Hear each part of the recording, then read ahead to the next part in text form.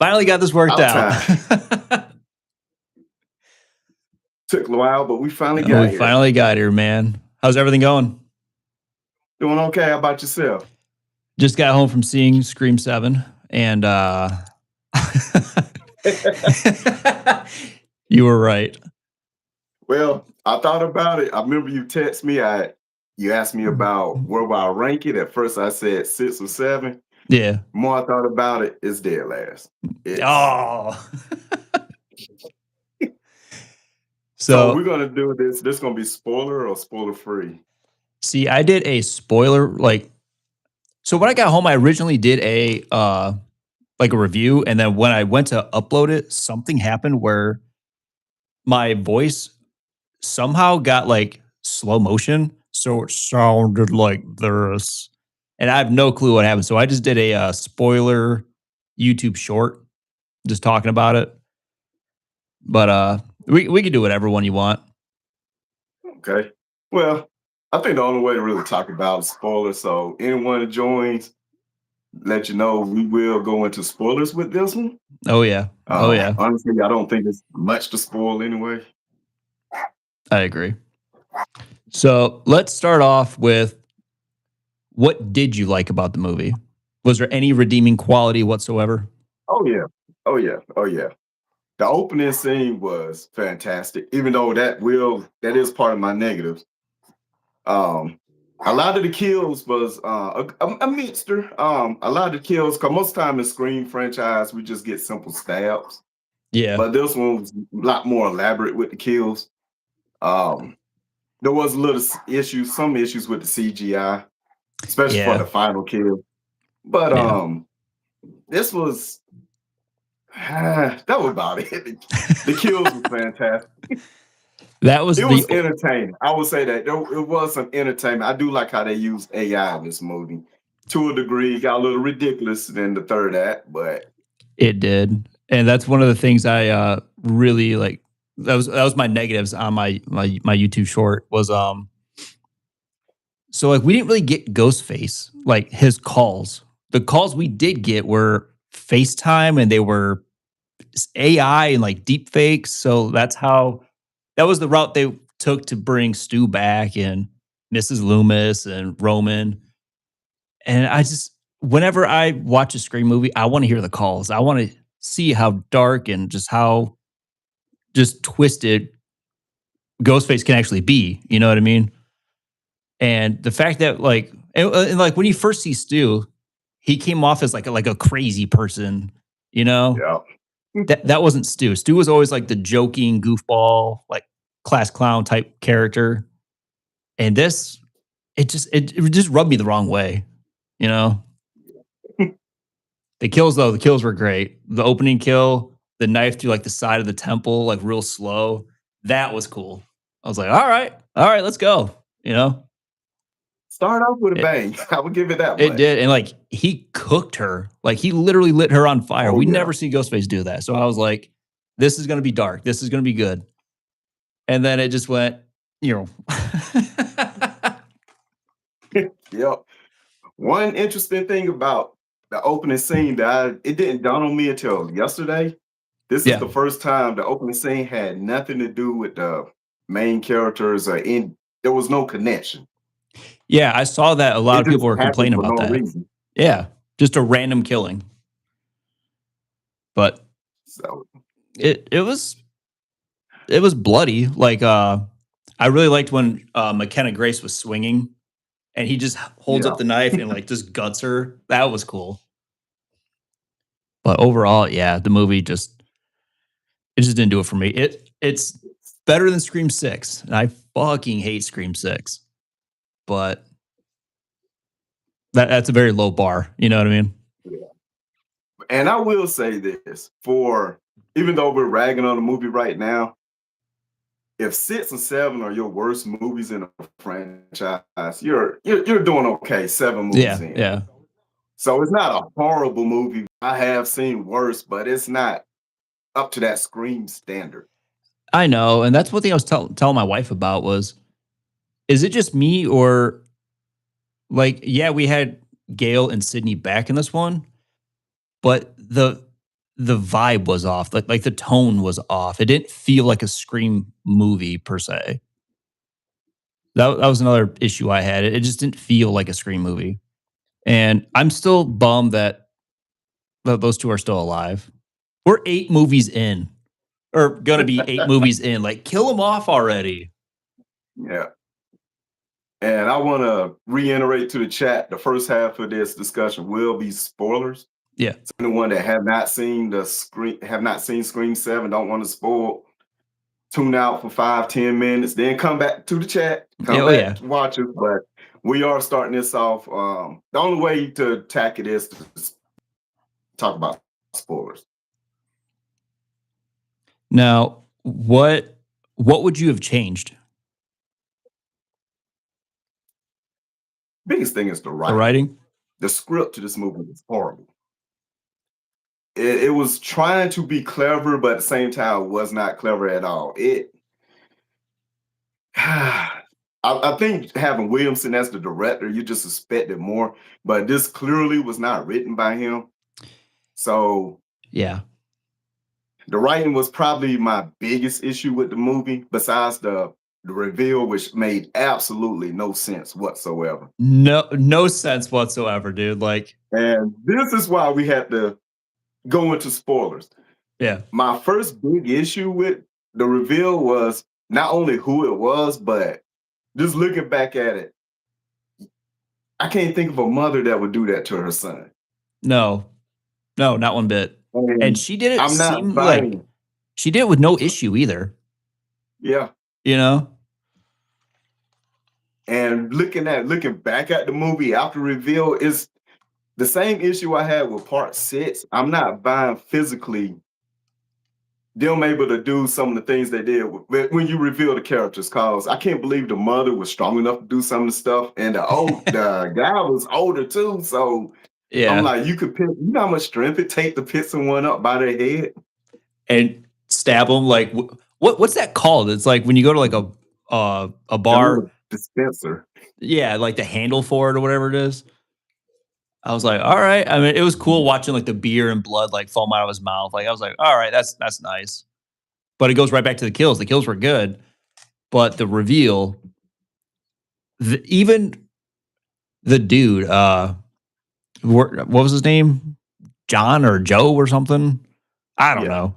It was one of them, but he had no connection to Sidney whatsoever. None. So it's like, what the hell's going on? I would have bought the first Ghostface, the one that got killed when Gail made her appearance, more than the final guy. So what do you think about, since we're talking about Scream 7 and 6, Scream 6 had 3 killers. This one had 3 as well. How do you feel about them like going from 2 to 3? Because typically like the formula is always a boy and girl. It's always a dude and chick. Yeah. And then the last one had 3. This one has 3. And I was like, it's getting comedic to a degree. You know what I mean? Like you're taking the suspense out of it. I prefer 2. Maybe even 1. Do what Roman did. Yes. Solo. Like you said, it's a little it's overkill, to be honest with you. I'm not, and you have to a sense of disbelief. Yeah. I don't know. Like I watched it. I looked over at my wife and I was like, all right, let's go. I saw a comment on another channel and it really stands out. The comment was, we're old enough now to see Scream become Stab. Oh, that's good. That's good. I mean, have you watched the TV series, the Scream TV series on what was it? I did not watch it on MTV. You haven't seen it? No, I did not. Okay, so it came out in roughly 2016-ish, somewhere around there. And when I first saw the trailer, I was like, fuck yeah, Scream, let's go. I saw The Mask, and I was like, that's stupid. Nope. And then right before me and my wife we met in 2019, I started watching it. I was like, I'm up late at night. If I go to bed, I go to bed, whatever. And I watched the first episode, and then you realize like why the mask is that way. I was like, all right, that actually kind of makes sense. And then for it being on MTV, it was actually really bloody and really kind of dark. And the reason why I'm bringing it up is because the the Ghostface voice in the TV series, I swear on everything, man. When we were watching Scream 7 today, um, the opening scene when they get the phone call and he's asking the boyfriend trivia, that's the voice from the TV series. That's like a nice little tie-in. I was like, that's I respect that. That's cool. A little Easter egg for those that Yeah. know. Yeah. And then I really like Tatum wearing Sydney's leather jacket from Scream 2. That was a nice touch. I was like, all right, like it has some shining moments, but overall, yeah, not good. Not good. That's another issue I had with the movie, which I guess is within the writing. It just relied too much on nostalgia. Let's just Yeah. put this on screen for people that love the franchise so they can get their moment, be like, yay, then it leads to absolutely nothing.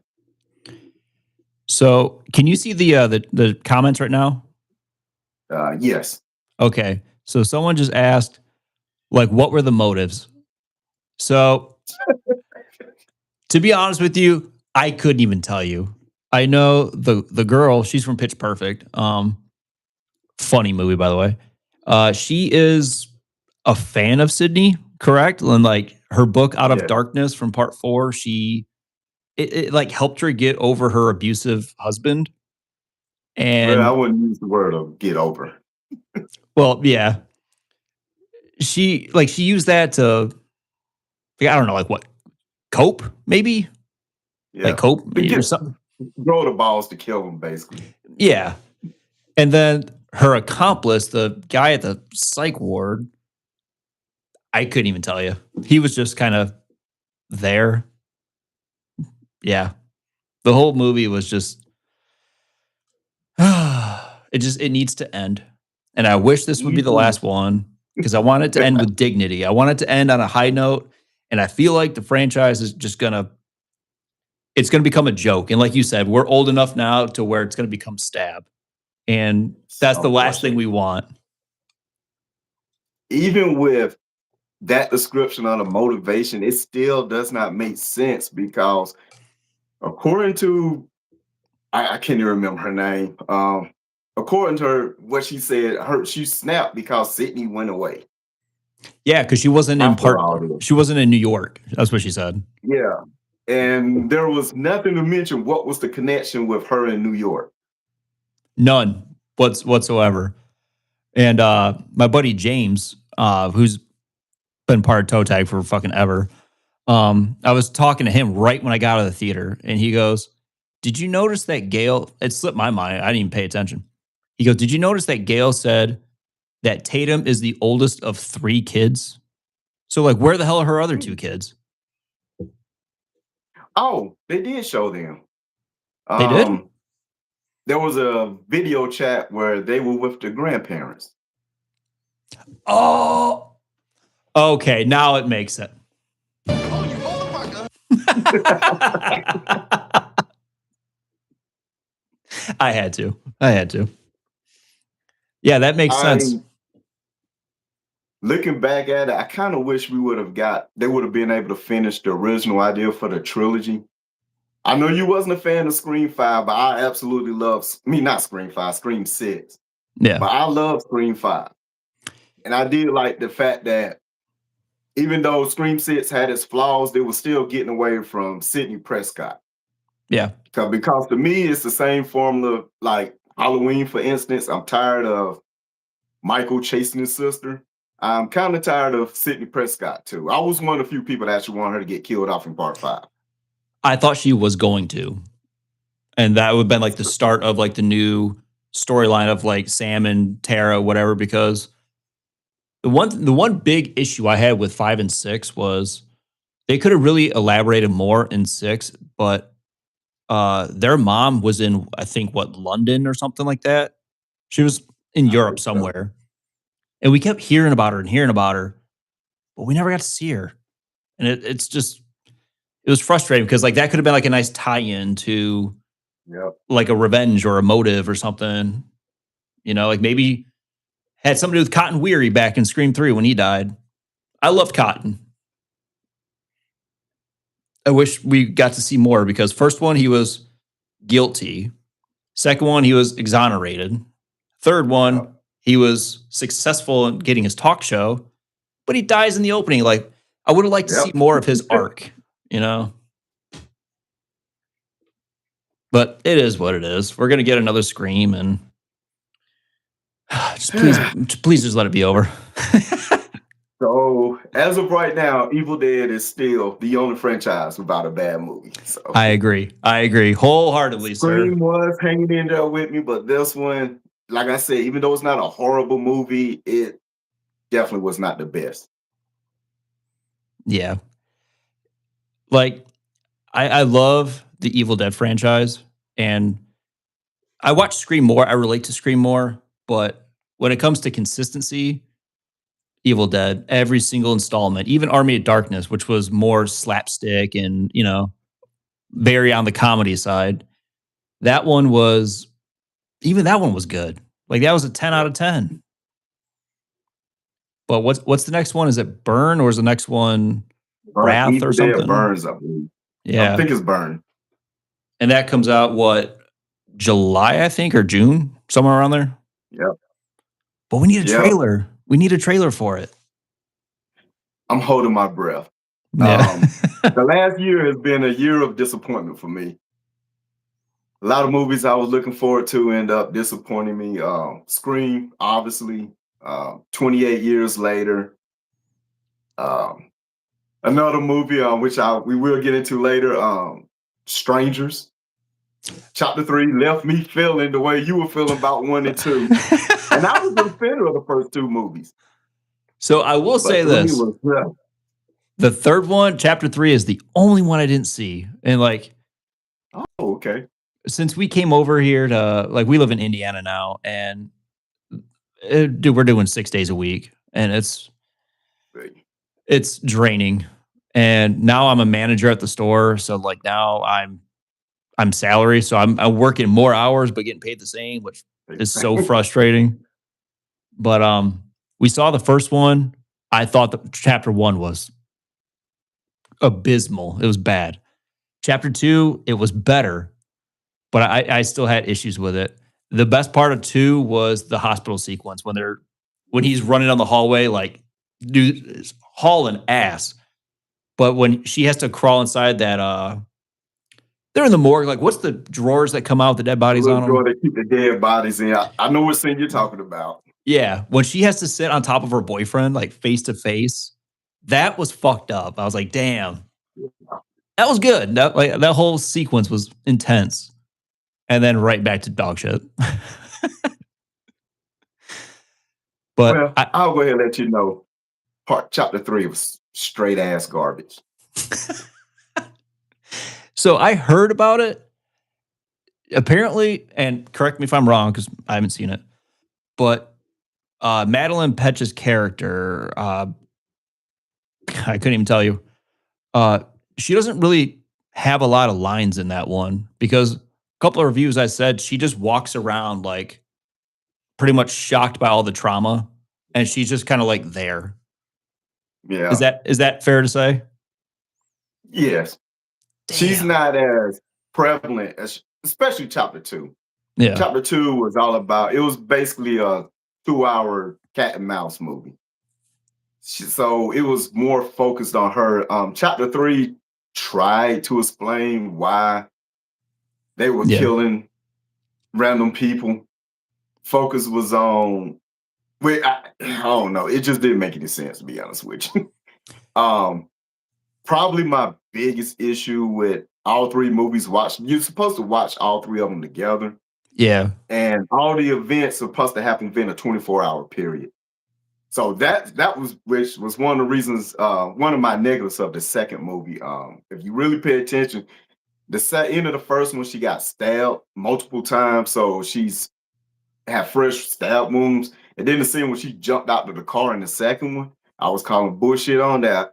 And Yeah. then when that 400-pound board just stepped on her, sat there and chilled.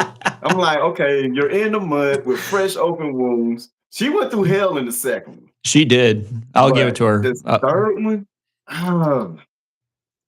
it really makes no sense. I remember watching the second one thinking the guy that was going to be revealed as Sackhead, he was a red herring. Oh, it's him. The dude with the Makes smiley no face. sense. Yes, sir.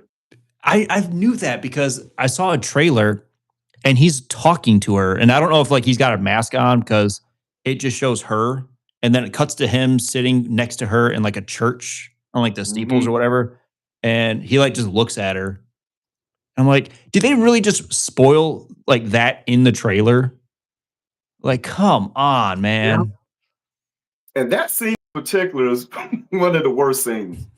This is right after she kills his love interest. Dollface or whatever.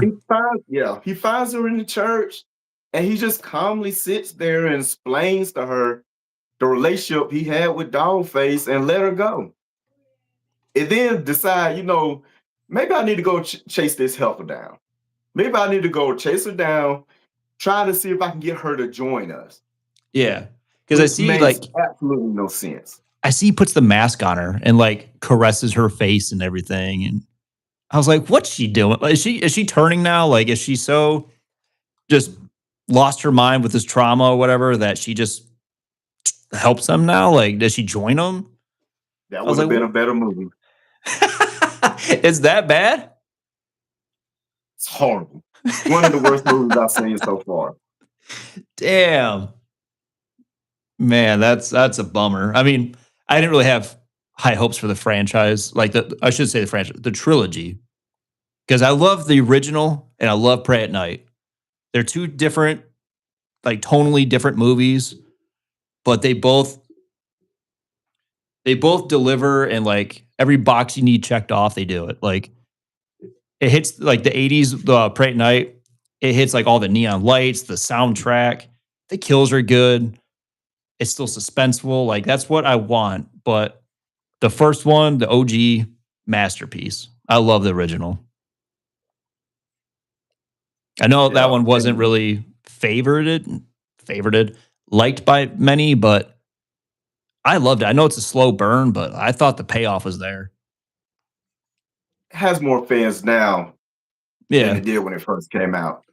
On the first one, of chapter one, I guess I was able to enjoy it more because even though I like the original Strangers, it's not like a movie I hold near and dear to me.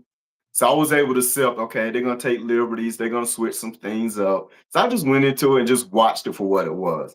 Yeah. It's a less interesting retelling of the original story. I'll give you that. But nevertheless, I still have fun with it. The second one, even though there was some logic issues, I enjoyed the scenes, the action, the cat and mouse game I've already mentioned, but chapter 3 was just, I don't know, man. It was just horrible. I gotta watch that one just because I gotta finish it out. I watched 1 and 2. I gotta watch the third one. I'm probably gonna hate it, but I gotta finish it. So yeah. That's good. Here we are in March, and Primate is still the best horror movie I've seen so far this year. Dude, I know. Primate kicked ass. That monkey was awesome. That monkey was brutal. Loved it. The only negative I have about Primate, I'm an animal lover. And the moment you realize that he has rabies, no matter the outcome, he's doomed. He is. Despite the outcome, but geez, the kills in that movie and how vicious he was just that was a top notch. That's how you do low budget horror, but still entertaining. It gave me 80 vibes. Yeah. And what I loved about it was the score to it. It was very John Carpenter. It sounded like The Thing. It was just very like synth heavy, and I was like, this is what I want. This is fucking cool. Yeah. Primate rocked. Just playing this year. It's not like last year. Last year, I believe Companion came out in January. Yeah. And up until I believe Weapons came out, it was the best horror movie. Oh yeah, dude. We gotta talk about weapons. We gotta talk about sinners because we gotta talk about sinners. We can get into it now. Um, I have a take on it. And a lot of people, I don't think it's controversial, but a lot of people do. I personally think it's overrated as a horror movie. And the reason why I say that, because when it first came out, it was being hailed as this generation's Halloween, this generation's Alien. And then when you go see it, not that it's a bad movie, to me, it was teetering on being a musical. Yeah, I seen a headline. It said, I'll try to quote it verbatim, but it was like Sinners. It's not a vampire movie. It's a movie with vampires in it, or something like that. It was something along those lines. Because like the core story is not about vampires, and that's. Very- I was like, you know what? I like that. I like that. Like that headline. It made sense. But So go ahead. I'm sorry. I'm sorry. That's what I mean by overrated. I went into, I'm not a big music guy, even though I did like that one scene where they were performing, they were going throughout different time periods. That was That so I incredible. appreciated. To So me, it was incredible. just a great character study. Michael B. Jordan was phenomenal for him to play two twins, but they wasn't identical. There was enough difference that when he was on screen, you could actually tell Smoke from Stack. Exactly. So that was phenomenal. But we only got the vampire stuff really the last 15 minutes. But what we got was fantastic. Did you like Remick? Did you think he was a cool vampire? If we got more of them. Okay. I can respect that. I can respect that. I think Had, I think Go what ahead, we I'm got sorry. of him, I thought like when he first showed up to the juke joint and everything, and he was just asking like, "Hey, mind if we come in and play some music, whatever, have some drink?" And they kicked him out. I laughed my ass off when it's like, "Oh, is it because we're?" I thought I was like, "All right, that's a nice little comedic bit to kind of like lighten the mood, you know." But once his eyes started glowing, and I really liked the design. It wasn't like overly glowing eyes. It was just like the pupils that had just a little dim to them. I thought that was Almost like cat eyes. yeah, I thought it was really fucking cool. And just I know you and I just talked about it a second ago, but the way it was shot of like everyone at the juke joint with what is it? Is it what's Sammy's name? Is like Choir Boy or like Sammy Boy or Um, something like that? yeah, I think it was Sammy Boy. Yeah. But like he's sitting there playing the guitar and like the way the camera is like going in and like just weaving in and out of everyone dancing. And you see like the African tribe music to the 50s jazz to disco to rap and all that. I was like, dude, this is fucking so creative. It was just one of the most impactful scenes I've ever seen in my entire life. It was so well done. It was so cool. And like literally the roof was on fire. Like they made the roof on fire. That was so cool. Loved it. I agree with the chat. I consider Sinners more of a thriller drama than horror. Yeah. I wouldn't necessarily say horror. It's more of like a thriller suspense. Yeah, maybe I don't know. It's like light on the horror. You know what I mean? Yeah, very light. The vampires, they're not overly like gruesome or graphic, but I don't know. I really liked Remick. I liked how he can when he kills you, he can like have your thoughts and everything, and like he can Mhm. see everything you've done. I thought that was really cool. But And don't get me wrong, had I went into Sinners and didn't know anything about it, just straight up went in and watched it, even though it was a little too long for me, it I was agree. still a good movie. I And agree. by the runtime being over 2 hours, I just feel like since it was marketed as a horror movie and all the rave and praise it got, maybe they could have cut back 15, 20 minutes of what was going on in the juke bar and gave us more of the vampire and horror action, and I would have been okay with it. But As stand, I still say it's overrated, regardless of what. Even though that may get me in the doghouse of council. Hey, man.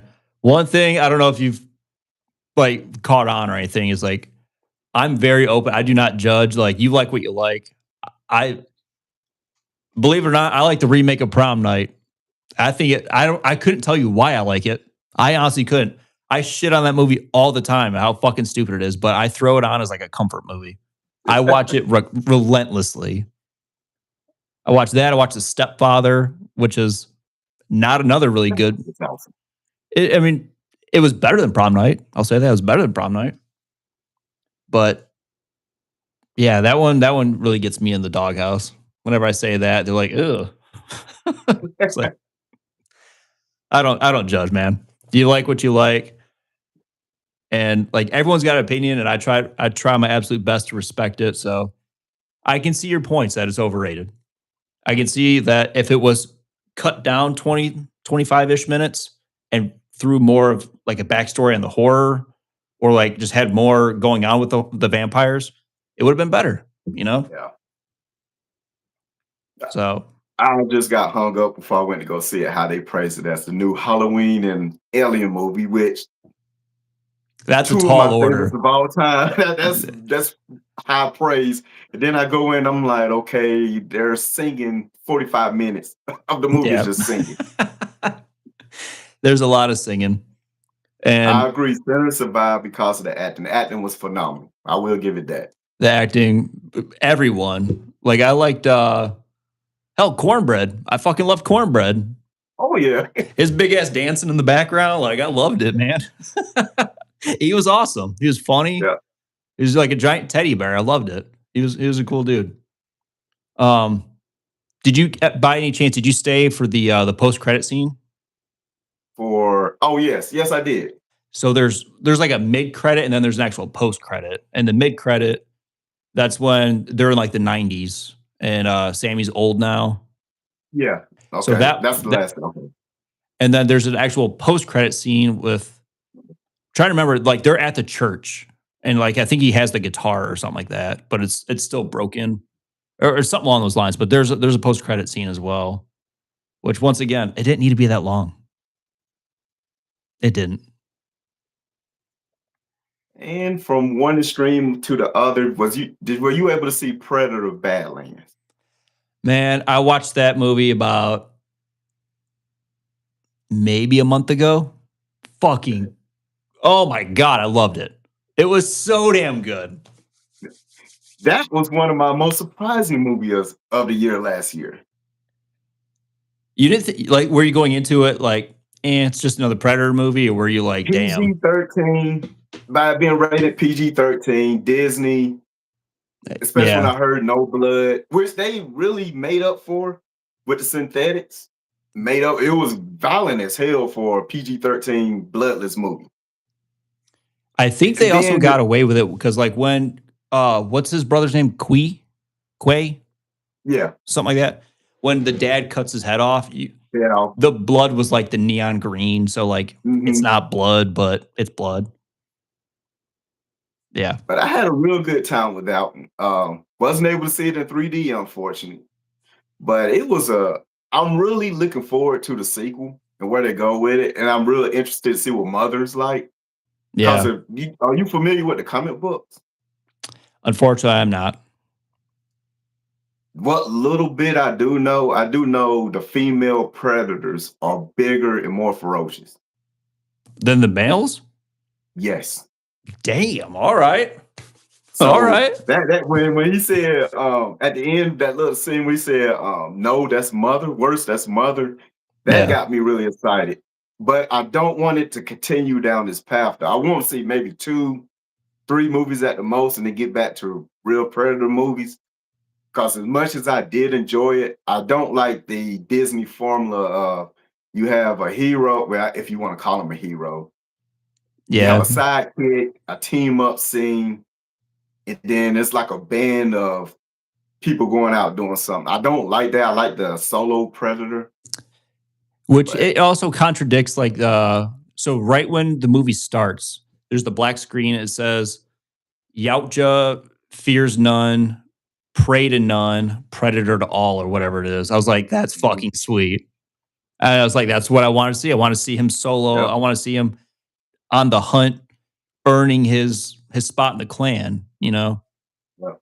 But I do like the synthetic. I was a little bit bummed when she like betrayed him, like halfway Yeah. through. I was like, don't do that. Like, come on. He finally like took you in, and then what was the what was that like little like monkey thing following him around? The little sidekick, the little Yeah. baby, whatever he was trying to kill. I was like, that thing's fucking sweet. It was cool. And then Again, I enjoyed it for this movie. I just don't want this to be the future of the franchise. did you like Prey? Love Prey. Yes, let's go. I can't remember what all the movies came out that year, but I did a video, and I believe that was a stat year. I believe the Batman, Strangers, and Barbarian also came out that year. Barbarian, And dude. I believe Prey was number 2 on my list, only behind the Batman. People shit on that Batman for some reason. I think it's because like they still associate Robert Pattinson with Twilight. Like, dude, Yeah. that happened like almost 20 years ago. Like, come on. He's done It's so called much. acting, people. Yeah. Like he's done so much incredible movies. And the fact that you're still connecting him to that, like, come on. Like the Batman, that movie kicked ass, man. I'm still debating if that's my favorite. Is it number 1 or 2 The Dark Knight. as far as my favorite Batman movies? And I go back to the original night. What was it? 1980. The original was 89. 89. So the Batman is up there with the Dark Knight. Both of them have their strengths. Both of them is a toss up, but the Batman was awesome. And the soundtrack didn't hurt at all. Oh, dude, Anytime you have Nirvana. that theme was so fucking like I love the Dark Knight theme. Don't get me wrong. I love it. But the Batman with Robert Pattinson, that theme, it was so like heavy and like deep where it felt like it was straight out of like the comic or like, not the comic was the cartoon show. Like it felt like heavy and menacing, like, oh fuck, Batman's coming, you know? Like I gotta run. And it really focused very clear. they really focused in on his detective skills in that one. And one of the, the most genius things I've ever seen him do was the contacts. It records everything. I was like, dude, fuck you. That's why he's Batman, you know? Mm-hmm. He's awesome. That movie rocked. This one felt like Batman. It did. The world's greatest detective. Now, correct me if I'm wrong, but this was like his second year as Batman? Yeah. So like we did see him get his ass kicked, and like he was Batman without being fully Batman, you know? Yeah. He wasn't developed yet. But the thing that's pissing me off about this movie is it came out in like 2021, 2022-ish. And the sequel, Batman 2, is coming out next year. And it's like, man, don't like already. It's like 5-6 years already. Like, come on, man. It should not take this long. If I'm not mistaken, I believe Clayface is supposed to come out first. Oh, like yeah, I heard that they're doing like an actual like Clayface horror movie, which would be cool. That'd be pretty cool. So I believe that's the reason why it's taking so long. It's supposed to tie into the next Batman movie, but I'm like you, I'm ready for it. Come on. Yeah, I'm ready for it. My only negative, and it's not really a negative. I guess the only knock is we didn't get much Bruce Wayne in this movie, but it was justified because he's still mourning the loss of his parents. He's still in that angry mode where he don't care if he live or die. So I understand it, but next movie I would like to see a little more of the Playboy Bruce Wayne mixed in with the Batman. I agree, and I think, I mean, it'd be a smart idea to tie that in, like actually show more Bruce Wayne, because this one was very Batman heavy. You got to have that fine line. Like, if you look at all the Batman movies, some of the actors like Val Kilmer, George Clooney, they were a better Bruce Wayne than they were Batman. And then you have Christian Bale, who is a better Batman than Bruce Wayne, in my opinion. So it could go either way, but we barely got to see Robert Pattinson as Bruce Wayne. Yeah. Oh He well. may be my favorite Batman though. Dude, he was fucking cool. His motorcycle, his Batmobile, the whole chase sequence with the Penguin. Woo! Give me goosebumps right now. But back to your original question. Yeah, Prey. I love Prey. Oh. I remember that one should have had a theatrical release. I will admit the trailers didn't know justice at first because you're wondering how this primitive tribe is going to combat the predator, but this is a primitive predator as well. I guess we might as well get into it. I hate the W word woke Yeah. because that's all they was calling that movie. And I'm like, if you actually watched it, we need to get to past this point where anytime you have a female lead, the movie is automatically woke. Yeah. I heard that with the last Alien movie. Definitely heard it with Prey. And if you sit down and watch the movie, it actually made sense. It does, like especially with Alien, because Ripley, she was the main lead for the whole fucking franchise. And was it woke back then too? You know? Nope. It's called a Final Girl for a reason. Exactly. Now, since we're on the term woke, the only horror movie in recent memory that was extremely woke. Did you see the Netflix Texas Chainsaw Massacre? Yes, I did. Were you a fan of it?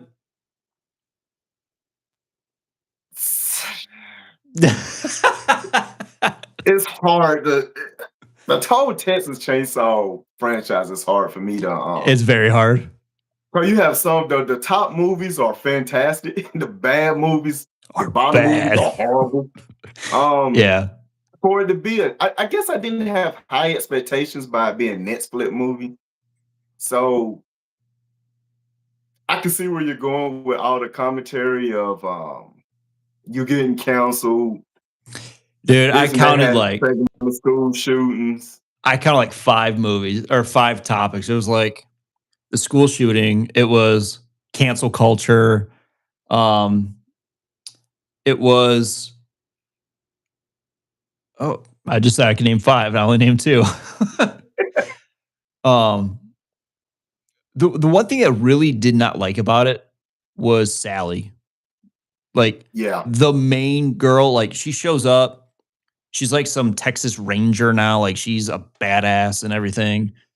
And she has Leatherface literally sitting down in the chair. She's got the shotgun pointed right at him. And she's just fucking talking and like he literally gets up and just walks out the room. Yeah. I'm like, I would too, because like just fucking get it over with or shoot me, you know? I was just yeah, it was fucking cancel culture. It was the school shooting, which that didn't really need to be tied into the movie, in my opinion. Maybe that's just me, but if you ever say like try anything and you're canceled to like Michael Myers, you know what I mean? Like the movie's instantly done. So I guess the only reason it didn't bother me too much, because right after they said you're canceled, he just killed everybody on the bus. Yeah, he just massacred them. Yeah, it was good. The character that got on my nerves the most, she got her head cut off at the end. So the main, I believe she was the younger sister.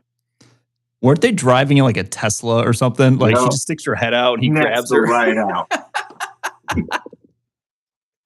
That redeemed the movie for me because when I was watching it, I was like, gosh, her character is so annoying.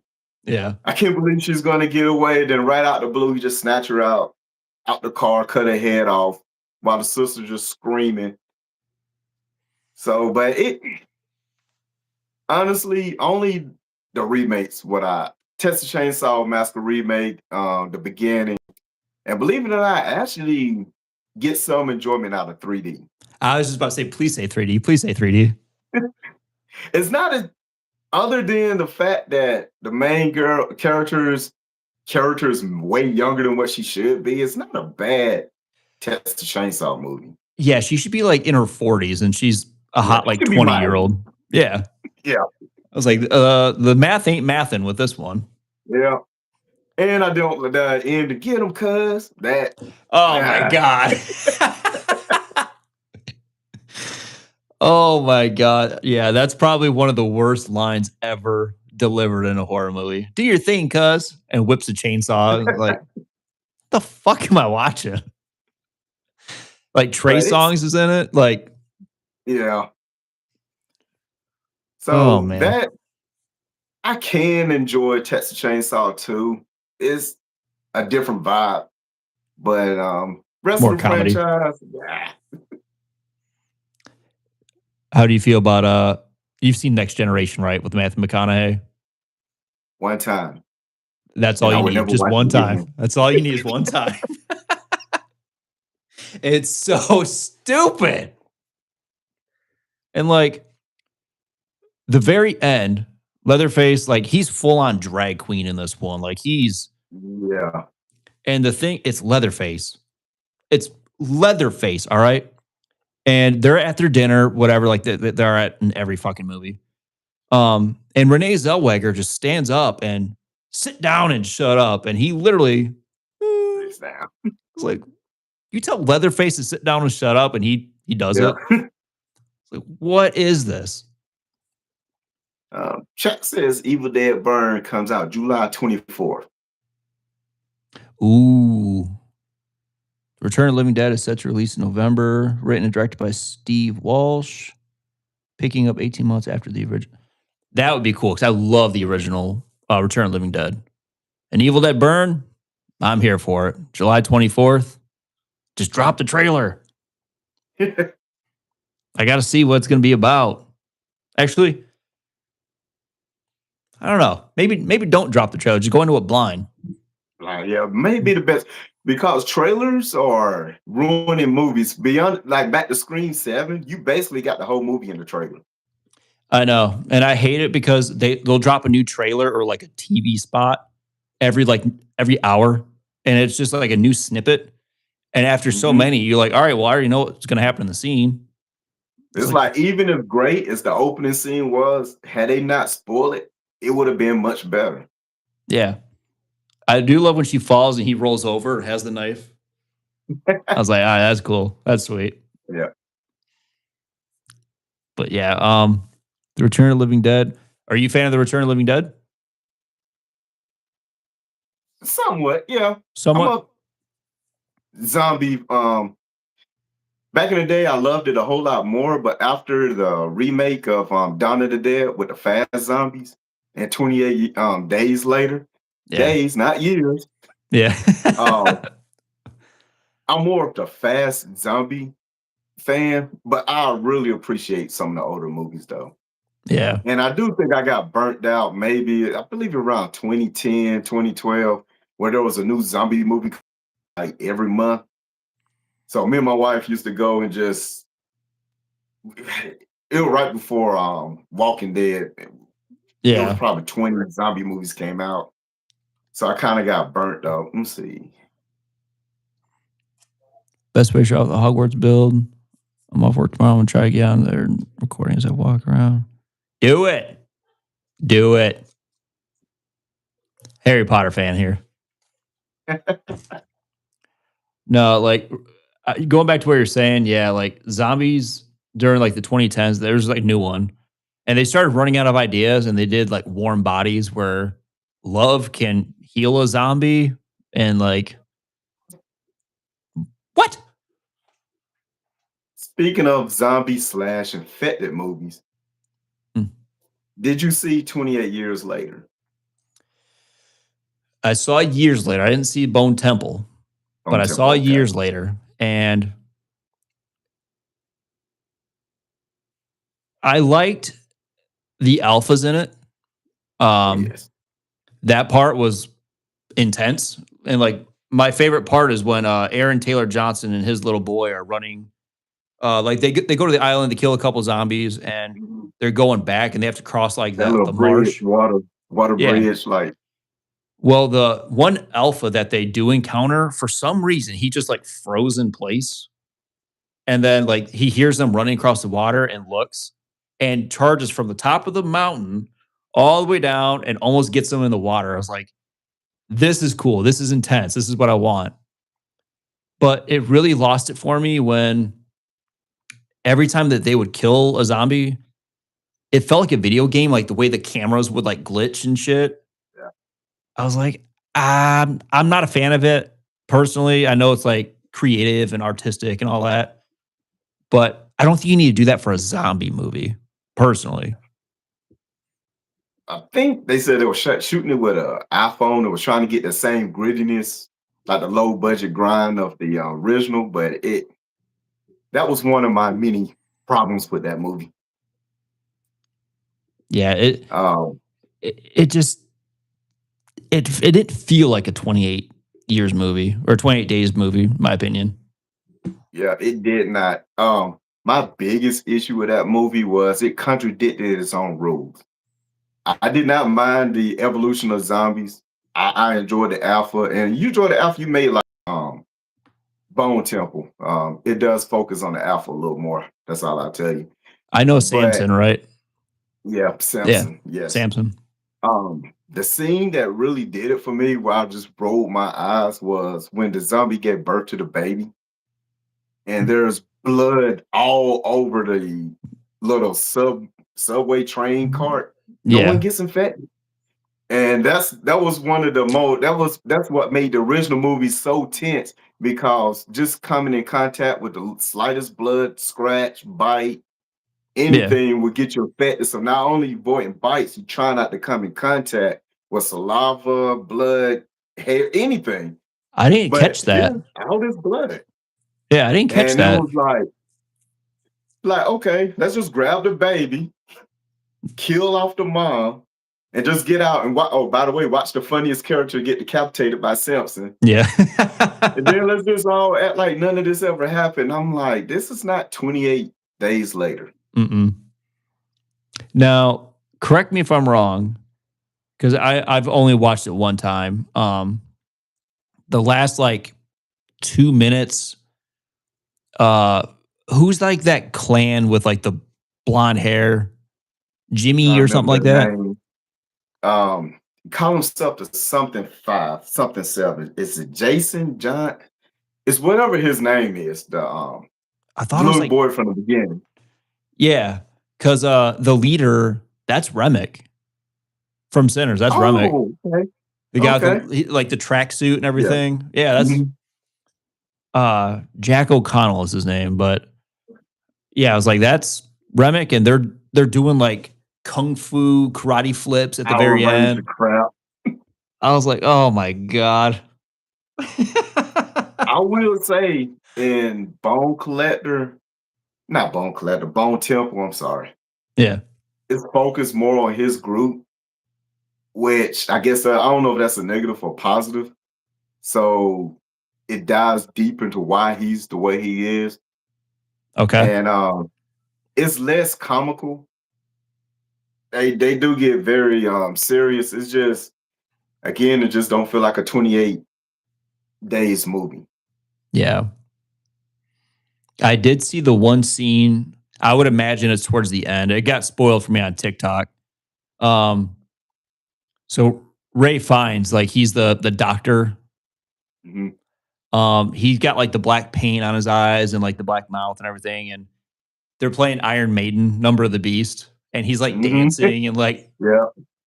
I don't know if it's like cocaine or something. He's like powder in the face or something and shooting powder in the face. Do you want me to tell you what was going on? No, because I'm probably watch it. Okay. It But I was like, makes sense what he was doing when you in context of the movie. okay. I was like, okay, he's literally lost his mind because I haven't seen it. I was like, this dude's just fucking dancing and doing all like this weird shit and just shooting powder in It people's is a weird faces. scene to put in a trailer without contact, Yeah. but when you watch the movie, it makes complete sense. It fits in fine what's going on. Yeah. My own Bone Temple to me was better than 28 Years Later. It kind of disregarded 28 Years Later. Like there's no mention of the baby, no mention of what happened in that situation. It just following the Power Rangers, if you want to call them that, on their little tirade, and it just is what it is. Now we're getting if I'm not mistaken, we're getting a trilogy, right? There's gonna be a third one coming. Yes. Yeah. Yeah. Is there a title release for that one? If it is, I've not heard. All right. So yeah, I knew 28 Years Later, then the Bone Temple.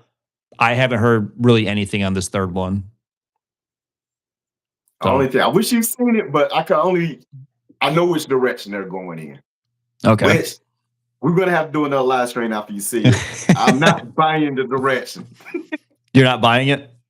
No, not for the first movie in this time frame took place 28 years ago. I'm not buying the direction they're about to go into. Okay. I'll just say that. You said you were a fan of Companion. Yes. Okay. Fucking loved it. I loved the idea of it. Fantastic. It was a good like horror comedy. Fuck. What's his name? The gay couple. They were hilarious. Hilarious. The little short fat guy. Yeah. Hilarious. But did you also see it's not really a horror movie, but speaking of Companion, so Jack Quaid's in it. He's the main guy. Did you also see Novocaine? Yes, I did. Where he can't feel like the pain at all. You can't feel anything, yes. Yeah. What did you think of that was one? pretty good. That was funny. It was funny. It was pretty good. I loved it. Movies, we're in a time frame where everybody's scared to do comedy. Be honest with you, it's hard to do a good comedy. It's very few. That one, the physical comedy was funny. Yeah, when he was getting his ass beat in the like the kitchen, he's trying. Yes. He gets hit with like a frying pan and puts his hand in the fryer and pulls out the gun, and you see his hand like sizzling. Yeah, I was like you said, like it's hard to do a comedy nowadays because everyone is offended by something. By everything. The littlest thing. Hey, nice. Like I don't know. I like your hat. Like. You're a MAGA like fascist or whatever. Like it's just the simplest little hey, how's it going? And like, nope, you're a racist, blah blah blah. And so it's very hard to do a comedy movie now. And I agree, but I think that one, like you said, the physical comedy, especially the physical comedy, was top notch in that one. I loved it. I loved Companion or Novocaine. Excuse me. It's a little silly, but did you see The Naked Gun? Actually, yes. With Liam that Neeson. Was one of my favorite comedies of the year. That one was surprisingly funny. I thought for sure. Dude, I laughed my ass off of Cody Rhodes. When he's in the bar. He's like, you shot my brother. He's like, he was white. He goes, oh, so you're Tony Royland's brother. It was so funny. Oh man. But Cody Rhodes of all people. I'm an asshole. Yeah. I'm an asshole. One of the funniest scenes to me was when he said something. He said, we don't use the R word over here. And he called him a name. Yeah. Which would quickly get you canceled on here. Yeah. And I think just to see Liam Neeson not Liam Neeson. Oh, I'm sorry. Oh gosh. Liam Neeson. Liam Neeson, yes. Yeah. To see him, this big physical, brute guy who we know can As kick a your badass. ass, just do all this funny stuff. It just made it funnier to me. Yeah, it was a small little detail, but like since it takes it pays homage to like the 80s, like obviously the original Naked Gun. I laughed my ass off every like 2 minutes because he would always have a cup of coffee. He'd take a sip, and then like somebody else would just give him a bigger cup, and he would throw that one away and drink the bigger one. And it was like a running joke throughout the whole movie, and it was stupid, but like, dude, I laughed my ass off. And then when he's like the little girl at the bank, and he stands up, he's got like a little skirt on and everything. Mhm. Like you said, like Liam Neeson, a guy who can just kick your ass just by looking at you in like this weird 80s like comedy type feel movie. It was so good. I loved it. Funny. Man. Were you able to see Housemaid? Is that the Sydney Sweeney one? Yes. I did not see that one yet. Go see it. Is it good or bad? It's pretty good. It's good. I would describe it like this.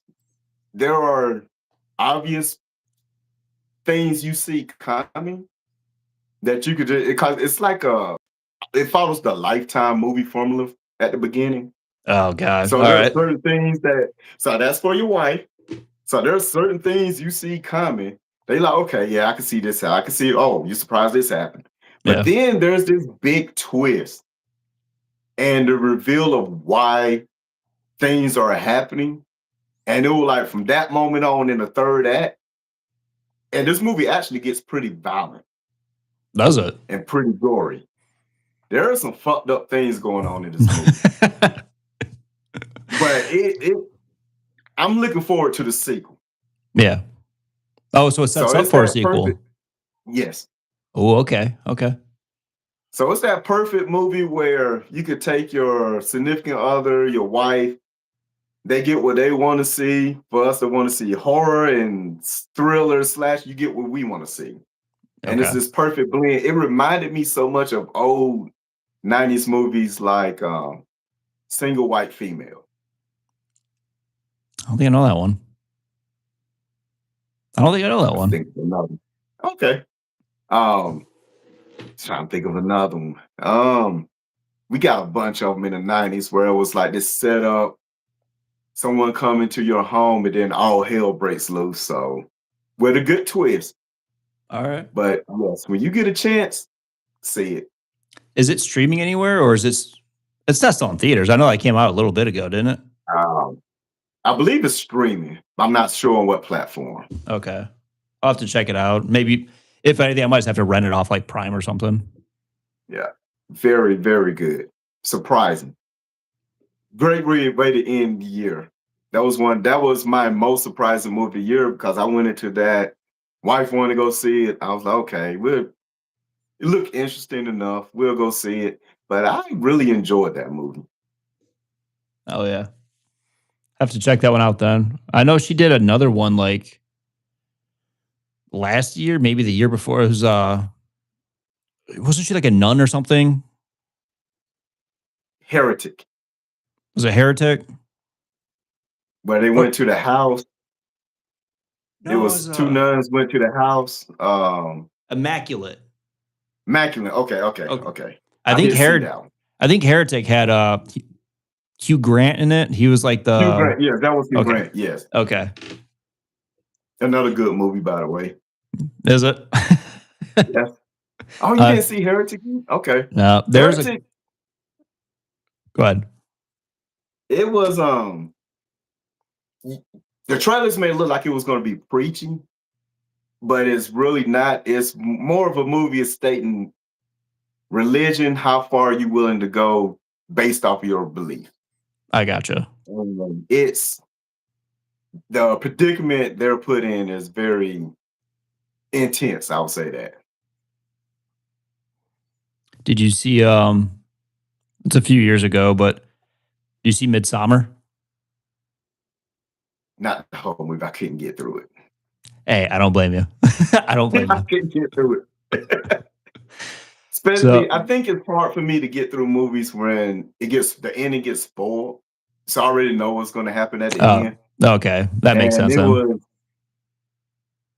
I'm not saying I'm not saying I don't like some elevated horror movies, but it was just too artsy to get to where I want to get to. So That's fair, and that's how Ari Aster is as a director. He's very like he can tell a story for sure, but that one for me, like obviously, Hereditary and Midsummer, those are like his two big ones. Um, I liked Hereditary more, and when Yeah. Midsummer came out, man, I was posting on Instagram at the time, like, can't fucking wait to go see this movie. It looks so incredible, whatever. And I'm like, after the opening sequence where like she goes home and her sister's got like the exhaust muffler like taped to her mouth and like her eyes gray and that I was like, okay, we're in here, we're locked in. And then like 45 minutes goes by, excuse me, and I'm like, when the fuck is this picking up? Like, give me something here. And I have like a rule. If I can't, I usually give like 20 to 30 minutes. If you're not piquing my interest in that time frame, I don't want to finish the movie. Like, that's something that I have to really get over because like there are a lot of like good slow burns. But you have to at least get my attention or like get me locked in for within the first half hour. If I can't, that's it. I don't want to finish the movie. You failed to capture my attention, you know? And I feel like that's what that movie Hereditary did. did not have that problem. No, Hereditary rocked. Hereditary is one of those movies. It's so funny because I loved it. My wife couldn't stand it. Oh, really? But but it's one of those movies where even though I loved it, I only needed to watch it one time. Yeah. It's a strong movie. Like the what you see sticks with you, you know? When I forget the sister's name, she's having a peanut allergy and sticks her head out the window. Just clean. I was like, Which fucking came A, out dude. of nowhere. I was Because like, watching the movie, I thought she was going to be the main vegetable possessed person or whatever. exactly. And she was just a sacrifice. Yep. And the fact that they did it to a kid. DHG. I'm sorry, what was that? Oh, I was saying hello to DHG. What up? Oh, that's my brother. DHG Okay. Youngboat. That's my little brother. What's Okay. up? What's up, Boston? Whenever I go live, he usually tunes in. I think he might have just got off work. Holy shit, we've been doing this for 67 minutes.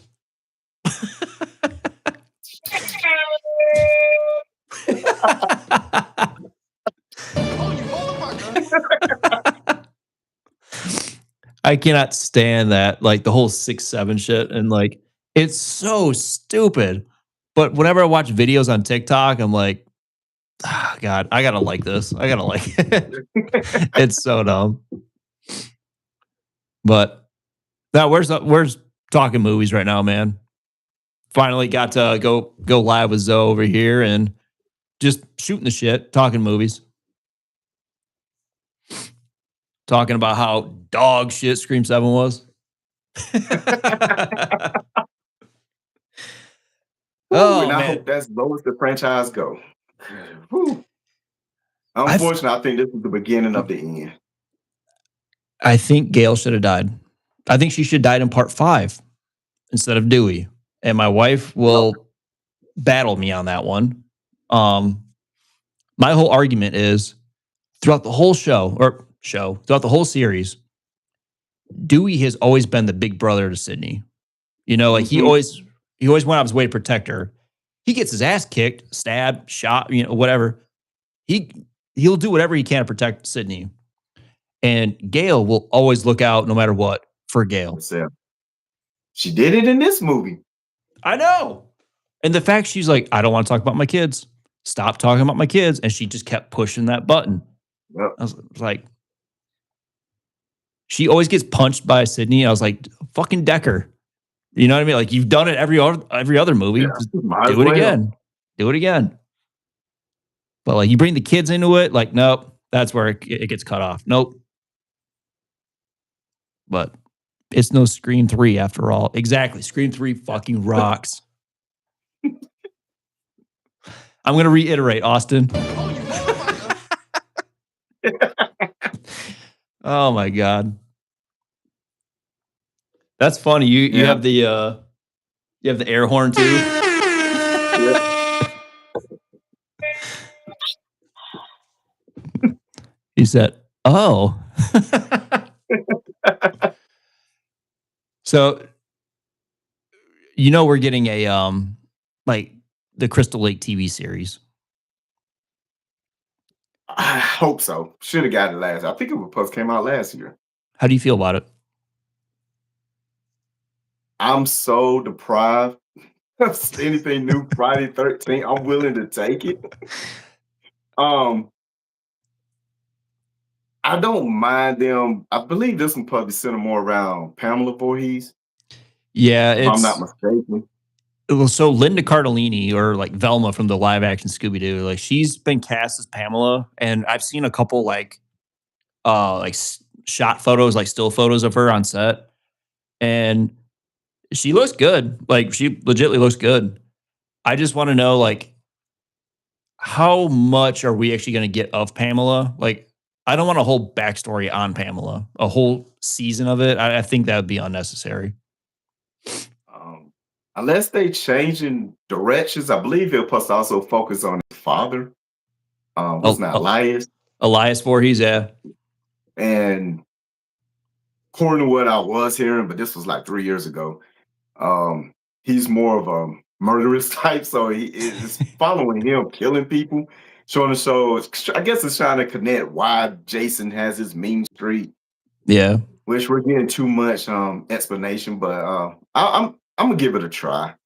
It's been over 10 years since we had a Friday 13 movie, so Now it's really close to 20. Now think about it. Yeah, 3 years from yeah, it'd be 20 years. 2009. Yep. Oh wow. Almost 20 years without a Friday the 13th movie. That's fucking sad, man. Crazy. But And it's like off like Friday the 13th, it's like Friday the 13th-esque. Have you seen the Never Hike Alone movies? love it. You seen them? Yes. Oh, When I did my Friday the 13th ranking, I included those. dude, the first one, Never Hike Alone, and the other one was like what, like Never Hike in the Never Snow or Hiked something like that. Alone. Snow. Yeah. Fantastic. And it has The the original Tommy Jarvis in Tommy it. Jarvis. Yep. That's so The cool, only man. negative I had was the Jason's a little small and they kind of over exaggerated sounds of the footsteps. But for that to be a fan film, is better than half of the franchise. I will agree with you on the steps. Whenever he walks, it's like thud, thud, Doom, thud. doom, doom, doom. I was like, he's a big dude. He's not that big, you know what I mean? But did you see who's in talks to play Jason in the upcoming movie? Once it finally gets greenlit, No, I have not. you're gonna really dig this one.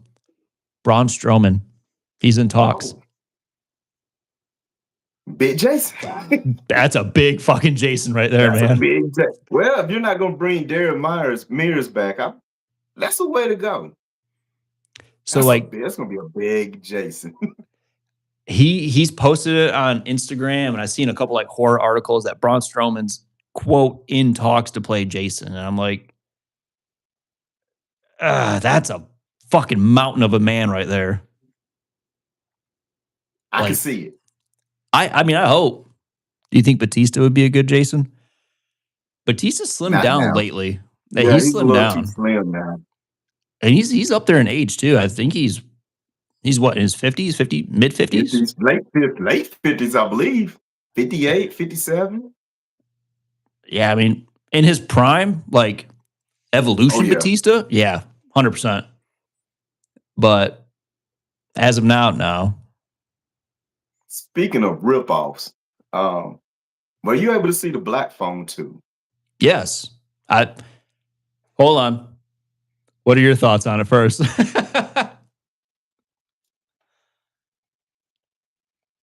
You a fan? Disappointing.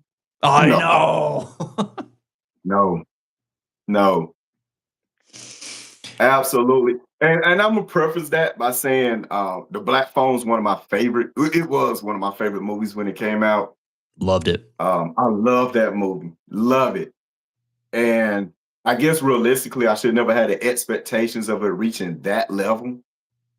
That's fair. But my biggest issue if you go back and watch the movie, he didn't kill anyone. All the kills were flashbacks.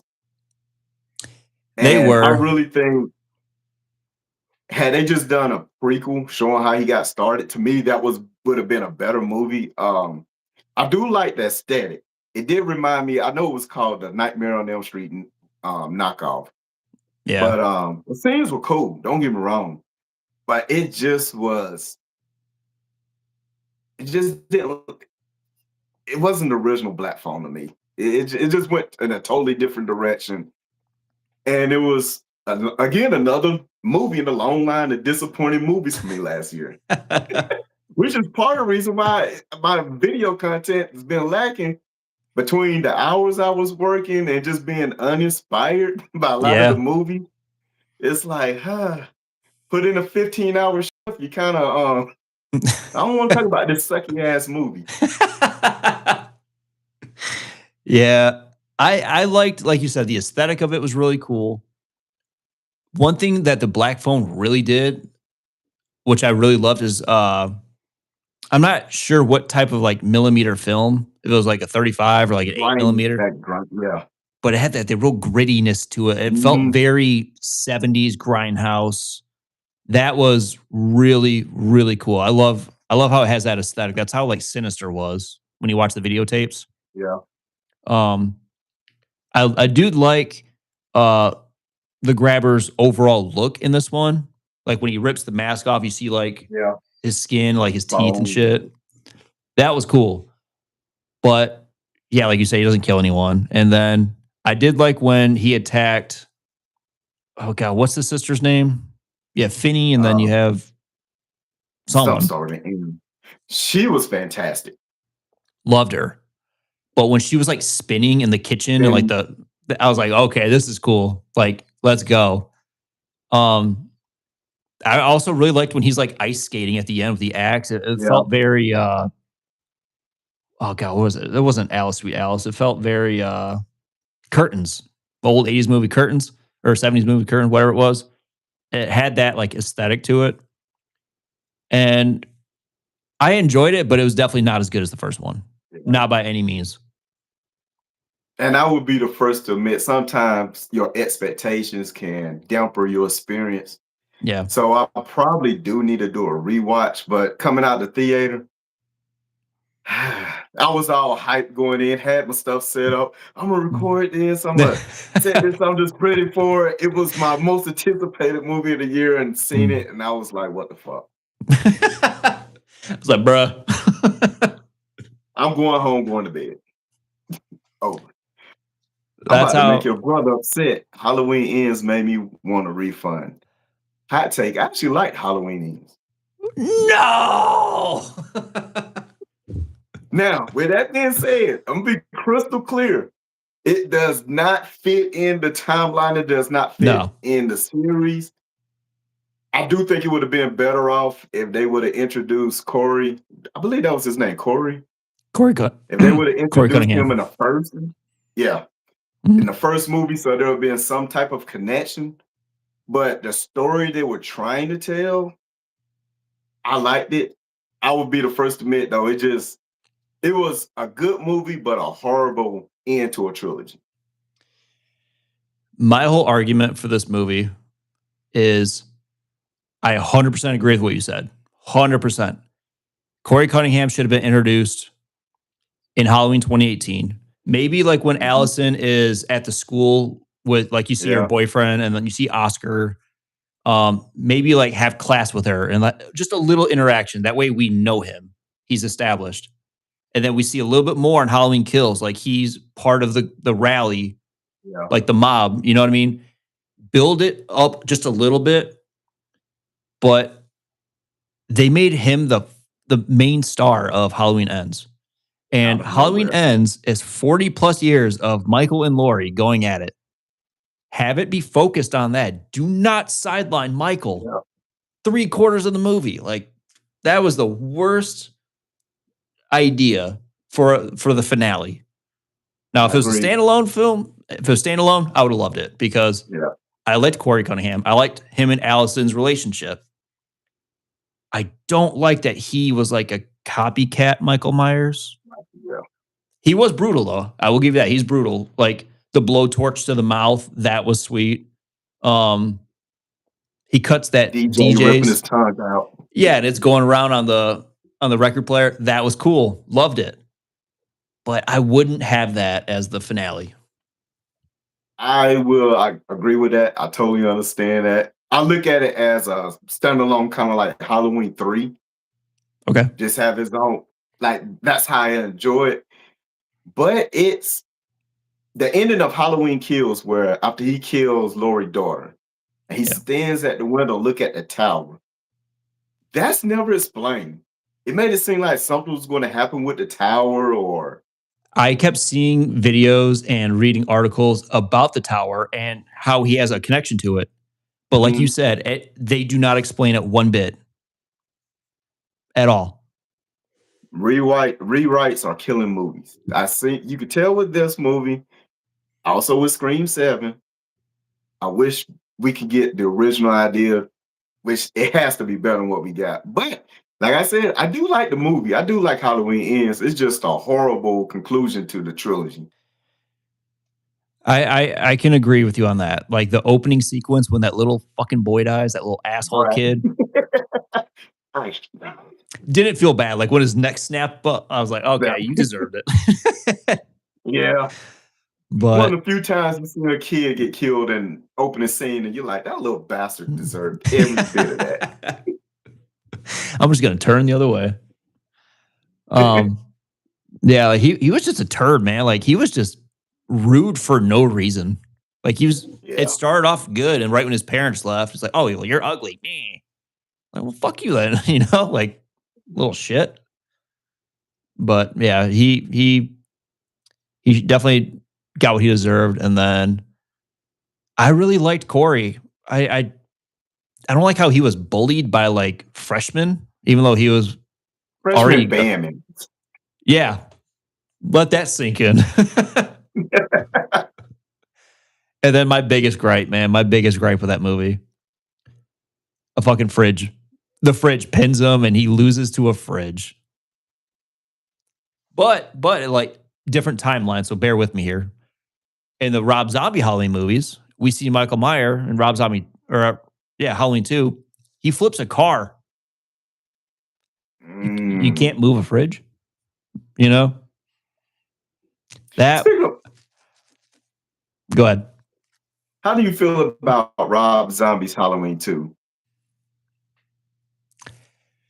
Rob Zombie's Halloween 2. I hate it. but that is the most brutal we've seen Michael, without a doubt. Like Tyler Maine's Michael Myers is just another beast. Like he's like 7 feet tall. He was a pro wrestler. He was in the WWE for a bit. 16 since 11. Yeah, the dude was massive. And I like that. I like how brutal he is and just how fucking dark he is.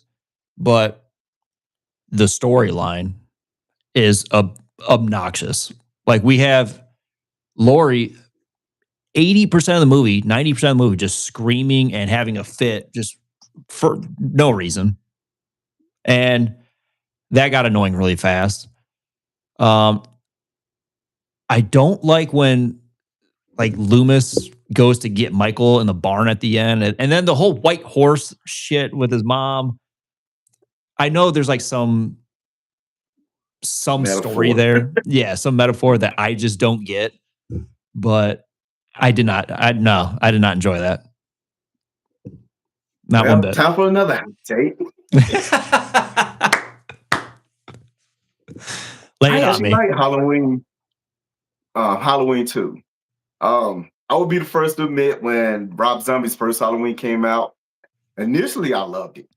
I didn't like the first 15, 20 minutes with the backstory, but the rest of the movie is basically a amped up, more violent version of the original. That's why I like the original, or Rob Zombie's Halloween 1. Same exact thing you just said. I hate the the white trash storyline. Like that's not Michael Myers at all.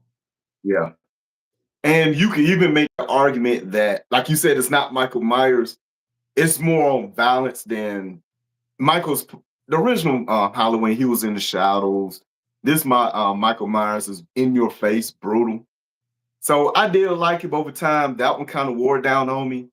But Halloween 2, I would honestly say if you could take all the hot white horse stuff Yeah. with Rob Zombie basically just putting his wife in the movie. I don't know. This may get me canceled. I will watch that one before I watch the original. Before the original Halloween. That's how much I love that version. Another thing I like about Rob Zombie Halloween movies, it's the only time we get to see Laurie Strode reaction to realize that she's a Myers. Because in part 2, she was comatose the whole movie. That's true. By the time she comes back, it's H2O. She already knows she's in hiding. But we actually get to see basically how when she realized her life has been a lie. And that one scene where the sheriff's daughter, Annie, get killed. No! Was probably one of the most. It's hard. I've seen a lot of horror movies. It's hard for me to get emotionally invested or attached. But that was gut-wrenching. It was. The way he just to come in on the scene in your own home to see your daughter slaughtered like that, and the emotion he gave, that performance alone, other than the white horse, I like Rob Zombie Halloween 2. So I will agree with you. Y'all can shut down my YouTube channel now. I don't know what I'm talking about. No, man, I agree with you. I never made the connection. That's the first time we actually see her respond or react to being a Myers. Didn't even click with me. Holy shit. That's a good point. So like right there's another notch that I like about the movie. But I will say the writing, Rob Zombie, I understand his writing is not for everyone. Especially he always put trailer trash people in his movies, and that's why the first act of the first movie was garbage to me. Cause Ronnie go fuck himself. Ronnie sucks. Ronnie was horrible. Now I respect the approach he did by making it his own. All creative liberties. I respect that. Now, take out the white horse stuff, because that really, I've watched that movie quite a few times. I still don't know the connection with the white horse. Like it's just, I feel like a reason for Sherry Moo Zombie to be in the movie. Yeah. But you did hit the nail on the head with Brad Dourif's reaction to see Annie died, like in your own home that you're supposed to protect. You know what I mean? And the fact that he's just no, and like, where is he? Like that whole scene is hard. It's hard to watch. Have you seen the unrated version? Is that the one? I've seen both, but I think the unrated version that's when Michael talks at the end, right? Where he goes, die. They say die, yeah. Yeah. Well, when he watching, the part that got me, when he's realized Annie's been killed, they showed footage of her when she was a little girl. Oh, it's like what's playing in his mind. Yeah. And it was like just, oh. Yeah, that's I loved her character. I love how Danielle Harris, like she grew up and was still part of the franchise, but just in a new timeline. Yeah. I thought I don't know. I love Danielle Harris in horror movies. And I always respect creativity and everyone doing their own approach. So like Rob Zombie, even though he has a very, like he does the same thing over and over with his movies, same type of people, the same story is usually kind of just trashy and fucked up. But like, I do like what he did with the first one. And I love Tyler Mane in Halloween 2, just how he's just a menace in that one. That dude is on another level. But I always make the comparison with my buddies. Tyler Mane, Halloween versus Derek Mears, Jason. Who's winning? They're both brutes. They're Derek both. Mears. You think Derek Mears? My favorite Jason. Him and Ted White, my two favorite Jasons. I love Ted White, but I think if I was to really just boil it down, man, I think Derek Mears would probably take it. Yeah. He was just another level as well. He did the physical acting without saying anything. Yeah. Like, that's what I want. Like, we actually see him run in that one. A lot of people hate it, but I like the underground tunnels. I think it works. I loved it. It made sense. It did, rather than the vanishing, because like when you play the video game or like you watch any of the movies in the franchise, you look one way and look back and he's automatically gone. Like, but technically, he's not dead in this movie. He's not the zombie Jason. So it makes sense. Man, my review on that movie got me so much shit. Really? The things I pointed out that people complain about, like the running, for instance. He ran in part 2. Matter of fact, at the end, there's like this big 5-minute scene with him running with the pickaxe. He ran in 2. He ran in 3. Terry White sure as hell ran in 4. Yep. So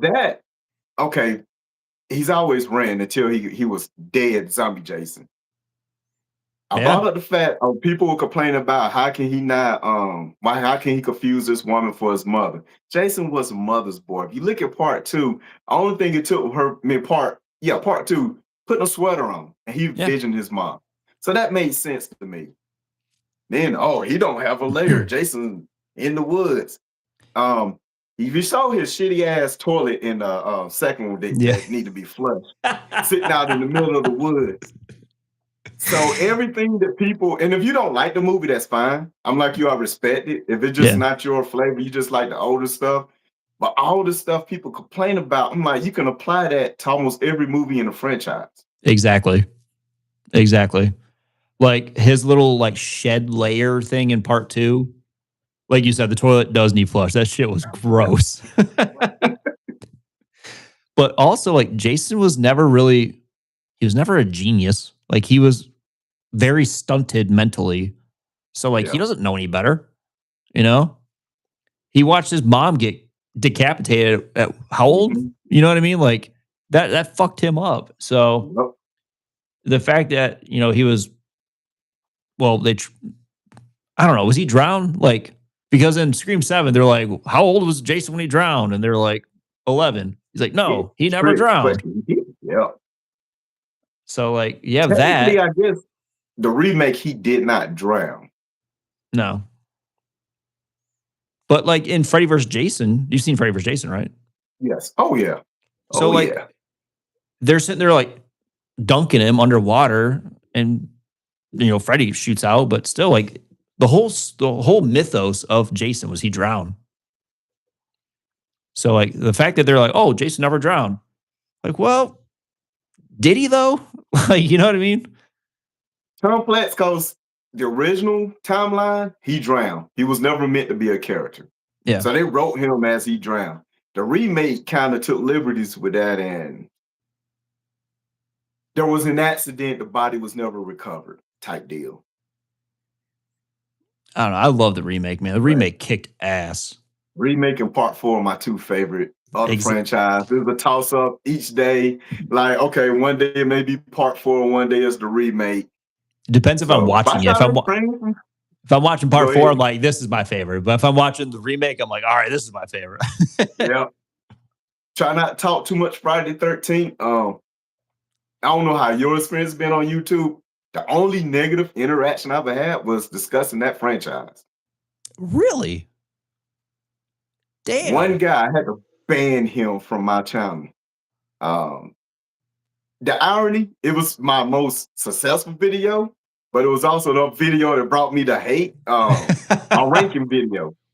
He He was pissed that I had part 5 dead last.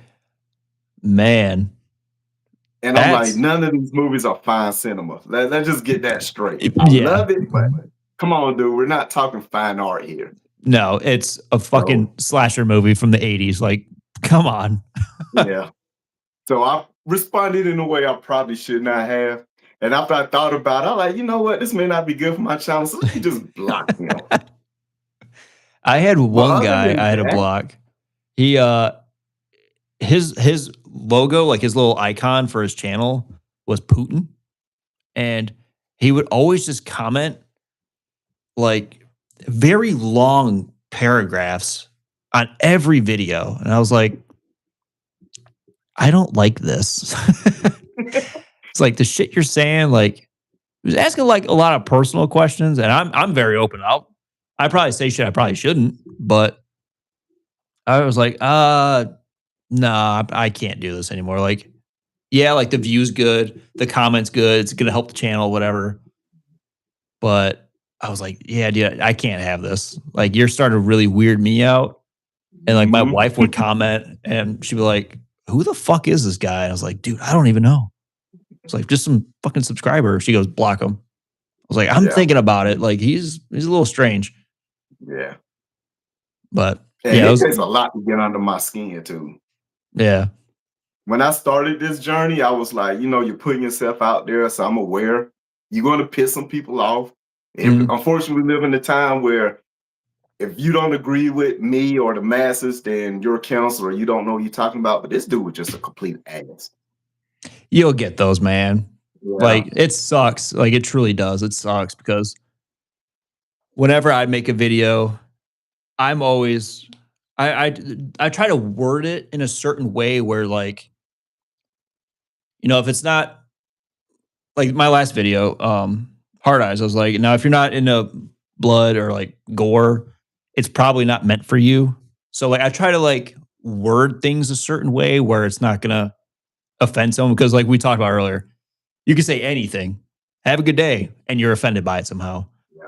So I'm trying to be very careful with like how like when I type my script up and everything.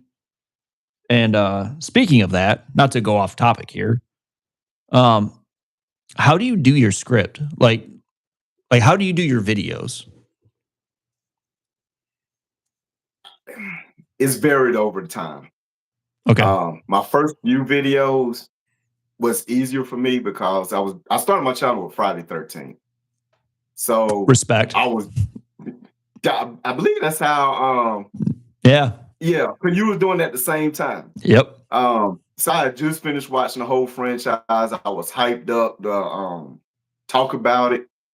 I've seen these movies thousands of times anyway, so I knew them like the back of my hand. So starting off, I used to put little notes put in front of me to hit key points, key talking points. Gotcha. Didn't rehearse anything. I just spoke. I was passionate about it. Later on, especially watching new movies, I do a lot of new movies on my channel too. I try to write out the script of what I'm gonna say, but I'm finding that to be harder than just speaking, just going with the flow. Yeah. So, and those videos to me come out worse because there's a lot of editing, which sucks. That's probably the hardest part, trying to edit the video. There's a lot of cuts. Yep. And try to make everything seamless. Smooth. Yeah. Yeah. Because people will point that out. Oh yeah. Like, dude, I know I missed that line up 20 times. I'm just trying to get the video out. But I'm still experimenting. This year I'm going to do more reviews because my work schedule is slowing down. So I think I'm gonna try out the live approach. Just go on, talk about the movie, and that way I can also engage with people on my channel. Exactly. See how that works. But I just keep trying different things. It's no certain formula. It's just if I'm talking about if I'm making a spoiler-free video, I'll just put little keynotes, go over that. Because if it's spoiler-free, there's only so much you can talk about anyway. That's true. That's true. If it's a full-on review, I will put notes, but things that I know I'll mess up, like directors' names, actors, stuff like that, I will actually write out. I have a white board in front of me, which I'm trying to get away from that because I notice a lot of my videos look like I'm looking off camera Yeah. or off to the side. So I'm trying to master that too. Um, I would try to just go with the flow. Then if I don't like it, reshoot it. It's just time consuming. And then you get into the editing, which is Another time consuming. Yeah. That's Do how I you, tell the guys. They're like, "You need to put out a video." I'm like, "Dude, it takes me about 20 hours to edit this." The reason, actually, it takes me longer to 'cause I like to put clips in my videos. yeah. It takes me longer to get the clips that you can use without getting some type of violation from YouTube. Some copyright Merging strike that or in, yeah, whatever. copyright sucks. I've Yeah. had probably 10 videos I had ready to go. Oh, copyright. Oh, can't release this. Now I gotta But fucking go back in and edit some yeah. more. And yeah. So that probably takes up a lot more time than anything. Trying to get my videos that I'm going to use, and then just editing because I was still editing off my phone. Oh, really? So yes, every video I made been shot on my cell phone, Do you happen to have a like an iPhone or Android? Android. Android. Yeah. So how I record my videos is if you've watched my like some of my videos, some of them are like super crisp. Some are super crisp because I'll use my actual camera. And about 90 to 95% of my videos, I just use my iPhone. But I downloaded a teleprompter app so I can type in like my script and I'll do like my talking points, whatever. I'll type it all up. And obviously, you know where your camera's at, like right at the top in the middle. Like I'll turn my camera sideways and it'll like you can change the speed of it and everything. So like when it flows, you just read off that. And Okay. you can try like sometimes you'll catch my eyes like trying to read, you know? Yeah. And then when I get done doing that, I'll save it to my phone and then I'll send it to my my personal email and just download it on my laptop and just edit it that way. But the teleprompter app really works. I'll try that. It's just I'll send you the one that I have. I'll take a screenshot of it and I'll just send it to you. Okay. But it works for me, and if it might help speed up the process for you. Might just be more Yeah. like user friendly, you know. It's Another just thing I'm gonna try. I'll go ahead. I'm sorry. no, so you just type up your script and then literally hit record. On my app, it's like a turtle for like the speed where you can like speed up and slow it down. If you want to go fast, like there's a jackrabbit, and if you just want to slow it down, there's a turtle. Just keep tapping it. It just slows it down for you. I'm also I'm thinking about ditching my green screen. Your green screen. Reason being, the last year of my work schedule, it takes so long to set up. By the time I'm setting up the green screen, to get my background, this and that, I'm tired. I'm ready to go home. Ready to go to bed. I've Yeah. been working 14, 15 hours sometime Damn. the last year, so I, hopefully I'm gonna have a room set up just for recording. I did have that starting off, but I Yeah. lost it looking out for a family member, so we had to rearrange the room. So I do think that's going to help too. 'Cause I do need to get back to making more videos, which No. is weird. I'm getting subscribers, but I haven't put anything out in 9 months. Yeah. I mean, it happens. So, like, there's a couple of times I tried promoting my video on YouTube, Mhm.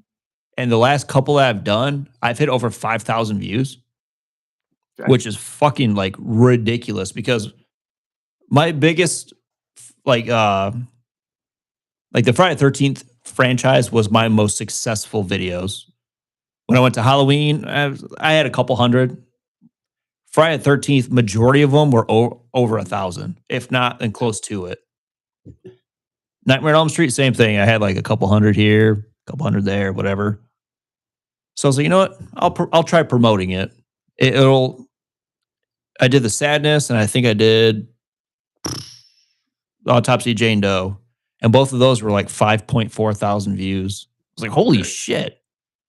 But like, you get to type up, or you get to put like the dollar amount. Yeah. Obviously, the higher dollar amount, the more views. Um, but when you do it, when you promote it, it says like more views, audience growth, Mhm. or something. So I always just hit more like audience growth. I want to like I get more think so. subscribers, and Yeah. it helps, but like it's usually like 100, $200, but it's not upfront. It gives you like I think when I did Autopsy of Jane Doe, it advertised my video for like 2 weeks. And then when you go to like YouTube promotion, you'll see like it's so many cents per day. So it's like Yeah. 47 cents per day. But like after the 2 weeks, then it gets pulled out of your account. Mhm. So I was like, I'll try it, whatever. But by doing that, now I'm having Google promotions call my phone like every fucking day. And I have no clue what the dude says. There's that language barrier. Yeah. So he wants like credit card information. And like when it comes up on my phone, it says Google ad service. Hello. And then right when he starts talking, like, I don't know what you're saying, man. I don't understand you. So I just click, block it, spam it, whatever. So I was like, maybe I should stop doing that. Maybe I should stop promoting. Yeah, I have tried that. I started with $20 just to see, Yeah. and that could be why I like I said, I haven't put a video out in 9 months, but I've gotten over 100 subscribers in the last several weeks. Yeah. So I'm definitely gonna start putting out more content and do that. I only have myself to blame. There's been 2 times my channel when I first started out, my channel picked up steam pretty well. I got to 500 pretty quick, but then my Did you? cell phone got damaged, so I didn't put anything out for 6 months. And then I was picking up steam again, and then my work schedule just went all to hell, Yeah. along with movies just being ugh. So 2026, hopefully it'll be better. Um, So that's my whole thing is like, YouTube algorithm is weird. it is weird. And like, you have to stay consistent. Like, Mhm. you have to post like YouTube polls and like update your statuses and just kind of like engage as much as you can. And then if you do YouTube shorts, that'll help grow it. If you do live, that'll help grow it. And it's like, fuck man, like I got a full-time job, you know? Yes, exactly. So like my whole thing with YouTube though is I know I'm never gonna make it big. I just have a passion of just talking about movies, doing what we're doing. We're just shooting the shit, having fun, Yeah. just talking movies, likes, dislikes, debates every once in a while. But I just get out here, just talk movies, man. Like that's my whole purpose of doing YouTube. Yeah. Just kind of interact with more people and kind of branch off. Is But that what made you want to do a YouTube channel? Was it just movies in general or something else that sparked your interest? I'd say movies. I've been a Mhm. diehard movie buff since I was a kid. Like skateboarding and movies are my two passions. Okay. If I'm not skating, I'm watching a movie. And I don't skate in the winter time, so I typically try to watch a lot of movies, but with moving to Indiana, so the company I work for back home, it's the same company, just like different ownership. Mhm. So moved over here, they got me and my wife a job, but we just can't work at the Okay. same we just can't work in the same building. Okay. And so these guys, this ownership, they do Saturdays, which fucking sucks. Like the money's good for sure, but like I don't want to work a Saturday. No one wants to work a Saturday. Mhm. So, and now I'm branch manager, and so now I gotta fucking do more. And it's just like I'm trying to stay as active as I can. I might start doing like more polls and like just posting a little bit smaller stuff like that. I did a YouTube short today. So I don't know. I'm trying to stay as active as I can, but like life happens. Yeah. Same here. I work for a bus company that make buses. Don't they say the name, but they get funny over that. Yeah. I'm what they call an after production auditor, which means I go back and re-inspect the bus behind the inspectors. Oh, okay. And we launched a new product last year. So at the same time we launched that product, the other after inspector had to have hip surgery. So it was just me Ah. with his lunch.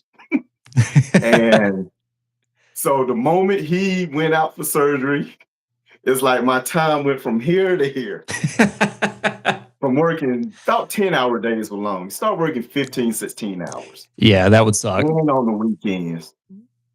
So Yeah. it's like you said, a lot of people don't realize I do have a full-time job. Mhm. And editing, that's another job, especially until you find a way to master it. But Well, that's the one thing, like, so when the channel first started, like when we started doing toe tag, the review style I would do. Have you ever seen Dead Meat? yes, I was trying to like do his style, like where I do like a movie recap and have James like, because he was the editor. I didn't know jack yeah, shit about editing. I sent him the video. He would like work his magic, do his clips and oh, wow. doohickeys. And I was like, you know what? I don't want to. I don't want to be like Dead Meat, even though he's my favorite reviewer. I don't want to be like. I was like, I got to do something that's more me. So I started doing the like my 7 talking points, and I feel like those are, if I'm critiquing a horror movie, those are the key points that I personally judge a movie on. The scare factor, the plot, the characters, the toe tag score, the replay value. Like, is it worth watching again? Just that's how I would critique it. And then James came up with a VHS rewind moment and came up with a video. And I was like, I actually really love that. That's really fucking cool. So we just kind of incorporated everything. And James told me, like he wants to start doing his own thing. I was like, by all means, dude, do your like. He was just helping, he was just a helping hand. But I was like, you'll always be part of Toe Tag, dude. Like you were part of the reason like we got to where we are. So he'll always be part of Toe Tag. I wish we could still collaborate, but he's doing his own thing right now, and just how far he's progressed with his editing, man, like it's fucking crazy. He's like shooting music videos and stuff. I was like, Jesus Christ. Shoot mine. You know what I mean? So, but yeah, like I miss the guy. I'm glad he's doing well. that's good. Good. Hats off to him. Editing is a beast. It is. And the way I do it, I'm so glad where I don't have to I try to put as much clips in as I can, but like I just have a very basic like template plot, like a little bubble or square comes around it. I was like, I'm not trying to do all that. I don't know all that stuff. Part of the reason why I'm thinking about shooting my videos live. Just to I avoid it. shot myself in the foot. Yeah, I shot myself in the foot with that. My first few videos was everybody. Most of my positive comments were people love the clips. How I integrated with what I was saying. Yeah. But that is very time consuming. So like I couldn't take that out, the part that everybody likes, but it's gotten to the point where it's hard to make a video and keep that style. So I'm definitely gonna have to switch some stuff up. Yeah. I'm still practicing editing myself, and like I bought myself an iPad, and the video software to edit is drastically different than my HP laptop. So I was like, maybe if I try doing it on my iPad, maybe it's easier. Maybe there's more like I can do with it. So I'm trying to like tinker around with that while not like getting too overwhelmed by it at the same time. Because I know how to do it on the laptop, but like I just dropped a couple $100 on a tablet. Like, I gotta at least put it to some use, you know? Well, I was like, I'll try it, see if it will work. that's what I'm working on now. Trying to edit on my laptop. I believe it'll be easier, but one little catch though, what I'm using to edit my videos is supposed to be universal, but somewhere last year, now if I want to use the same program, I need to pay another $40 to get it on the computer. And I'm like, all my content is already on the phone, but Yeah. Damn. gotta do what you gotta do. You do. $40? Man. This isn't too bad, I guess, for editing software, but it's just the fact that I'm gonna have to essentially pay $80 just because I want to switch from the cell phone to the laptop. Yeah, I mean, it could be worse. You know what I mean? Yeah. Could be worse. That's one way to look at it. But yeah, I'm trying to get some new software and just kind of experiment a little bit more, see if I can make the videos any better. I asked James what software he used, and he's like, dude, it's a lot even for me. I was like, oh shit. Okay, don't use that then. I was like, all right, fair enough. Fair enough. Speaking of which, you've seen some of my videos. What things where you say need improvement? Some things you say keep doing. Hmm.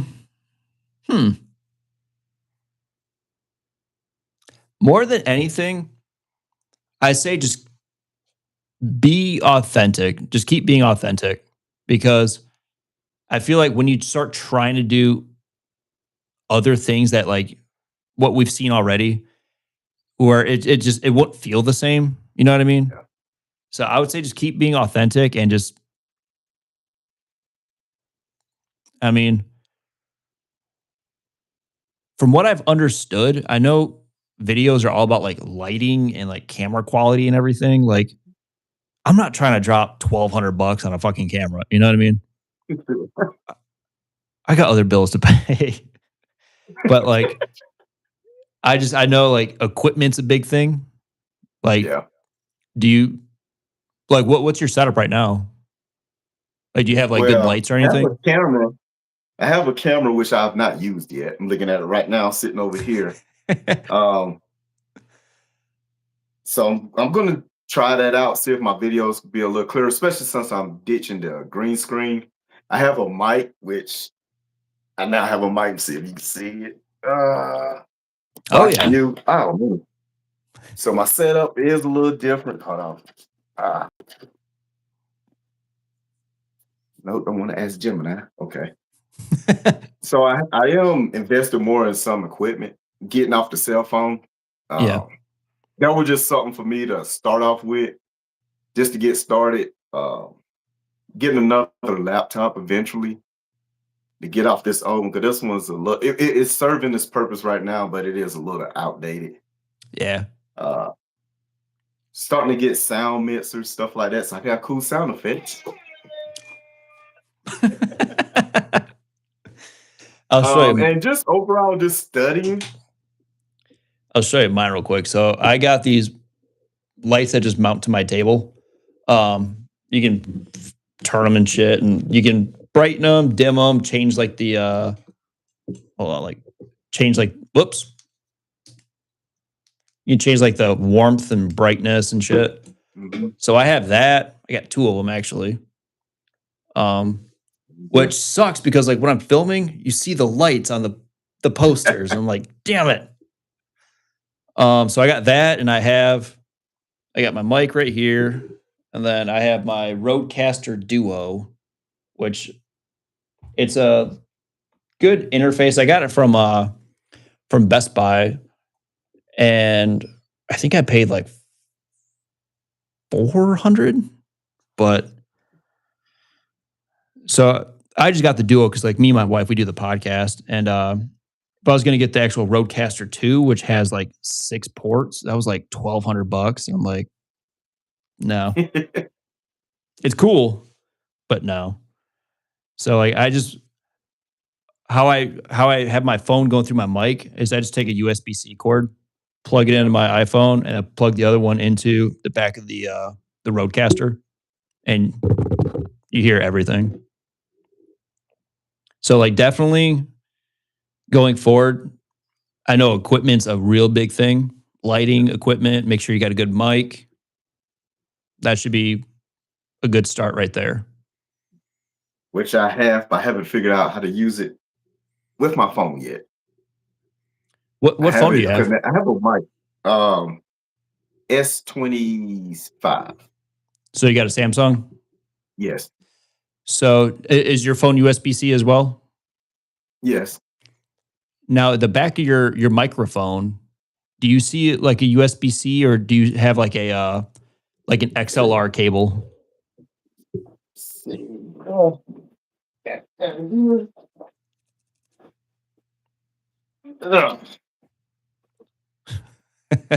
Bust out the box.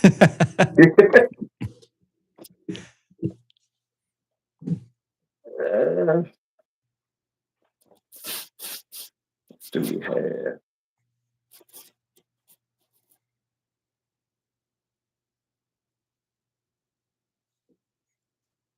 Looks like a USB. So I would definitely plug one end into that, one end into your phone, and try it. I'm not the most tech savvy at all. So it took me like almost 2 hours to figure out plug this in to my phone and that into my fucking my interface. But I mean, I would give that a shot. And then like usually your phone will like notify you like external mic. Do you want to use it or something?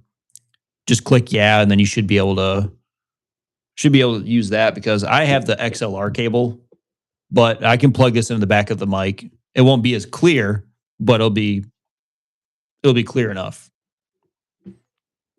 So yeah, that would be my best advice.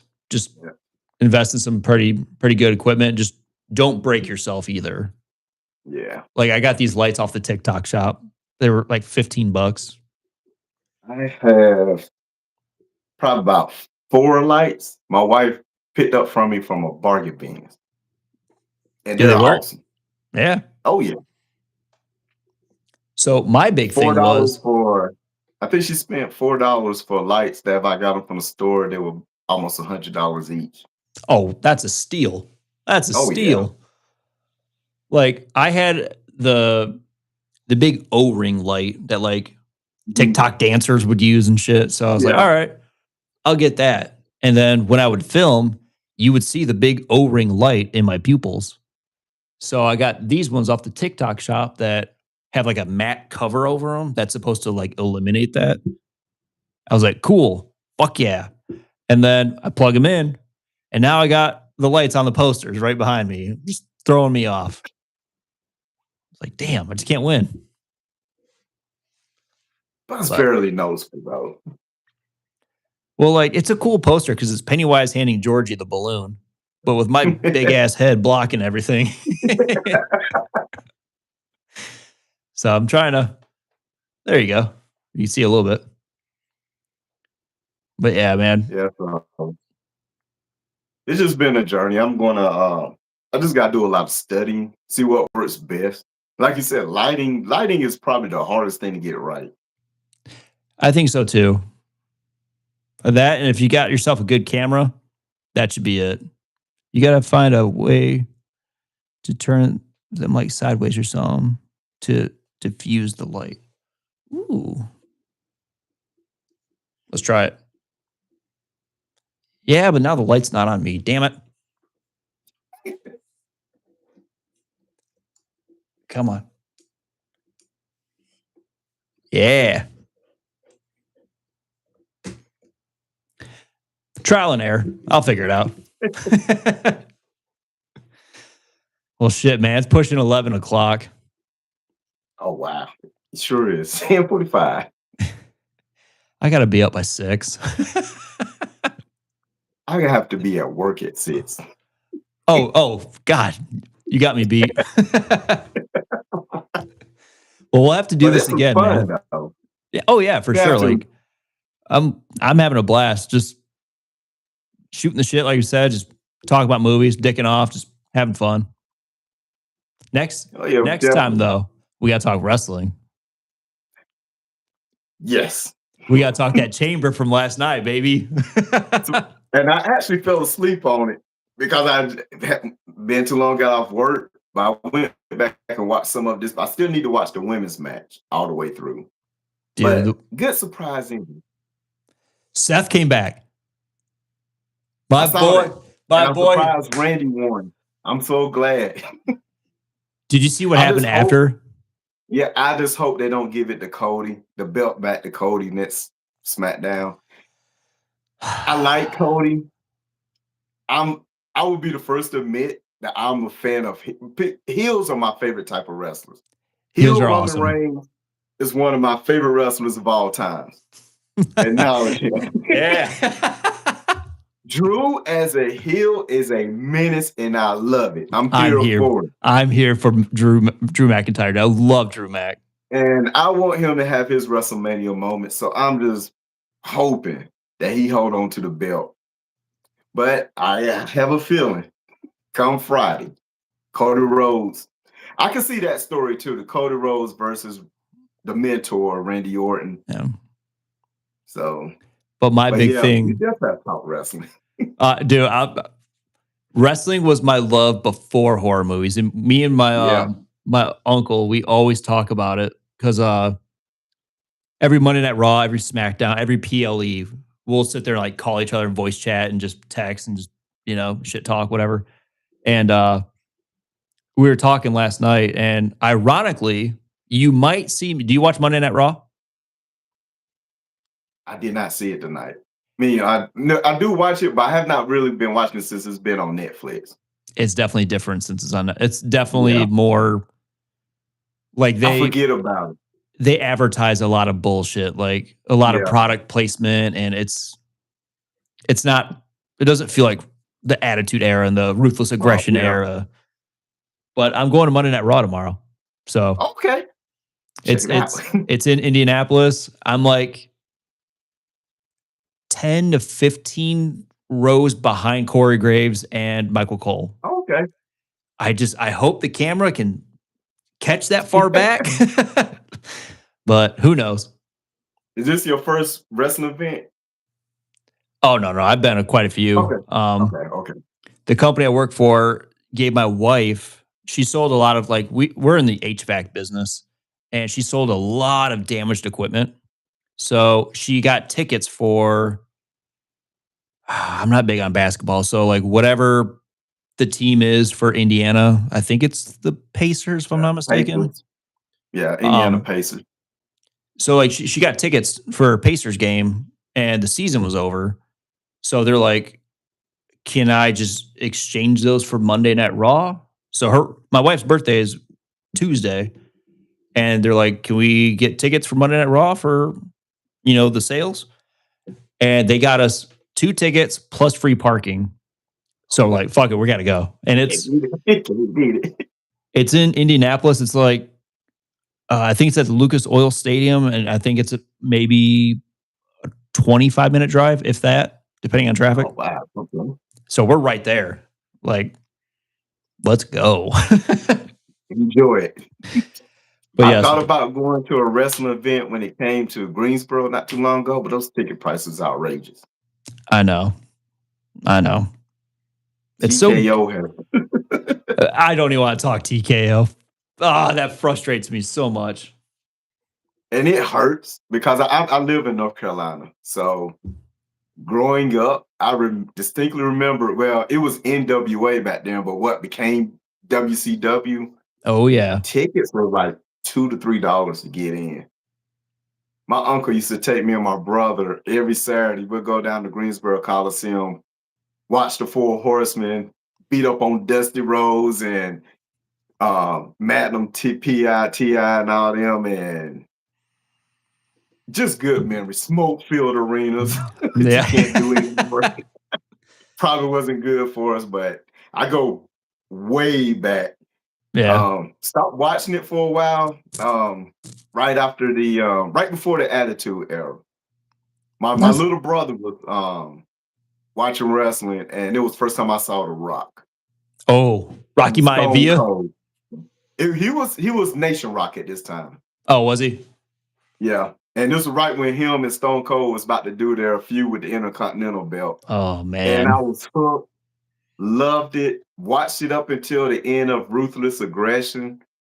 Kind of got away from it a little bit. And then Tribal Chief brought me back. The Tribal Chief, watching baby. everything. Tribal Chief, one of the best storylines ever. So, Oh man. Yeah, we're definitely have to get back on and talk wrestling, dude. Like this has been awesome. I love this. This is cool. same here, man. Appreciate you having me on your channel. Oh, absolutely. Absolutely. I'm always down to talk. Whenever you want to go live, shoot me a text. All right, no problem. So, all right, buddy. I'll let you go. Hope you have a good night. All right, same to you. All right. Later, man.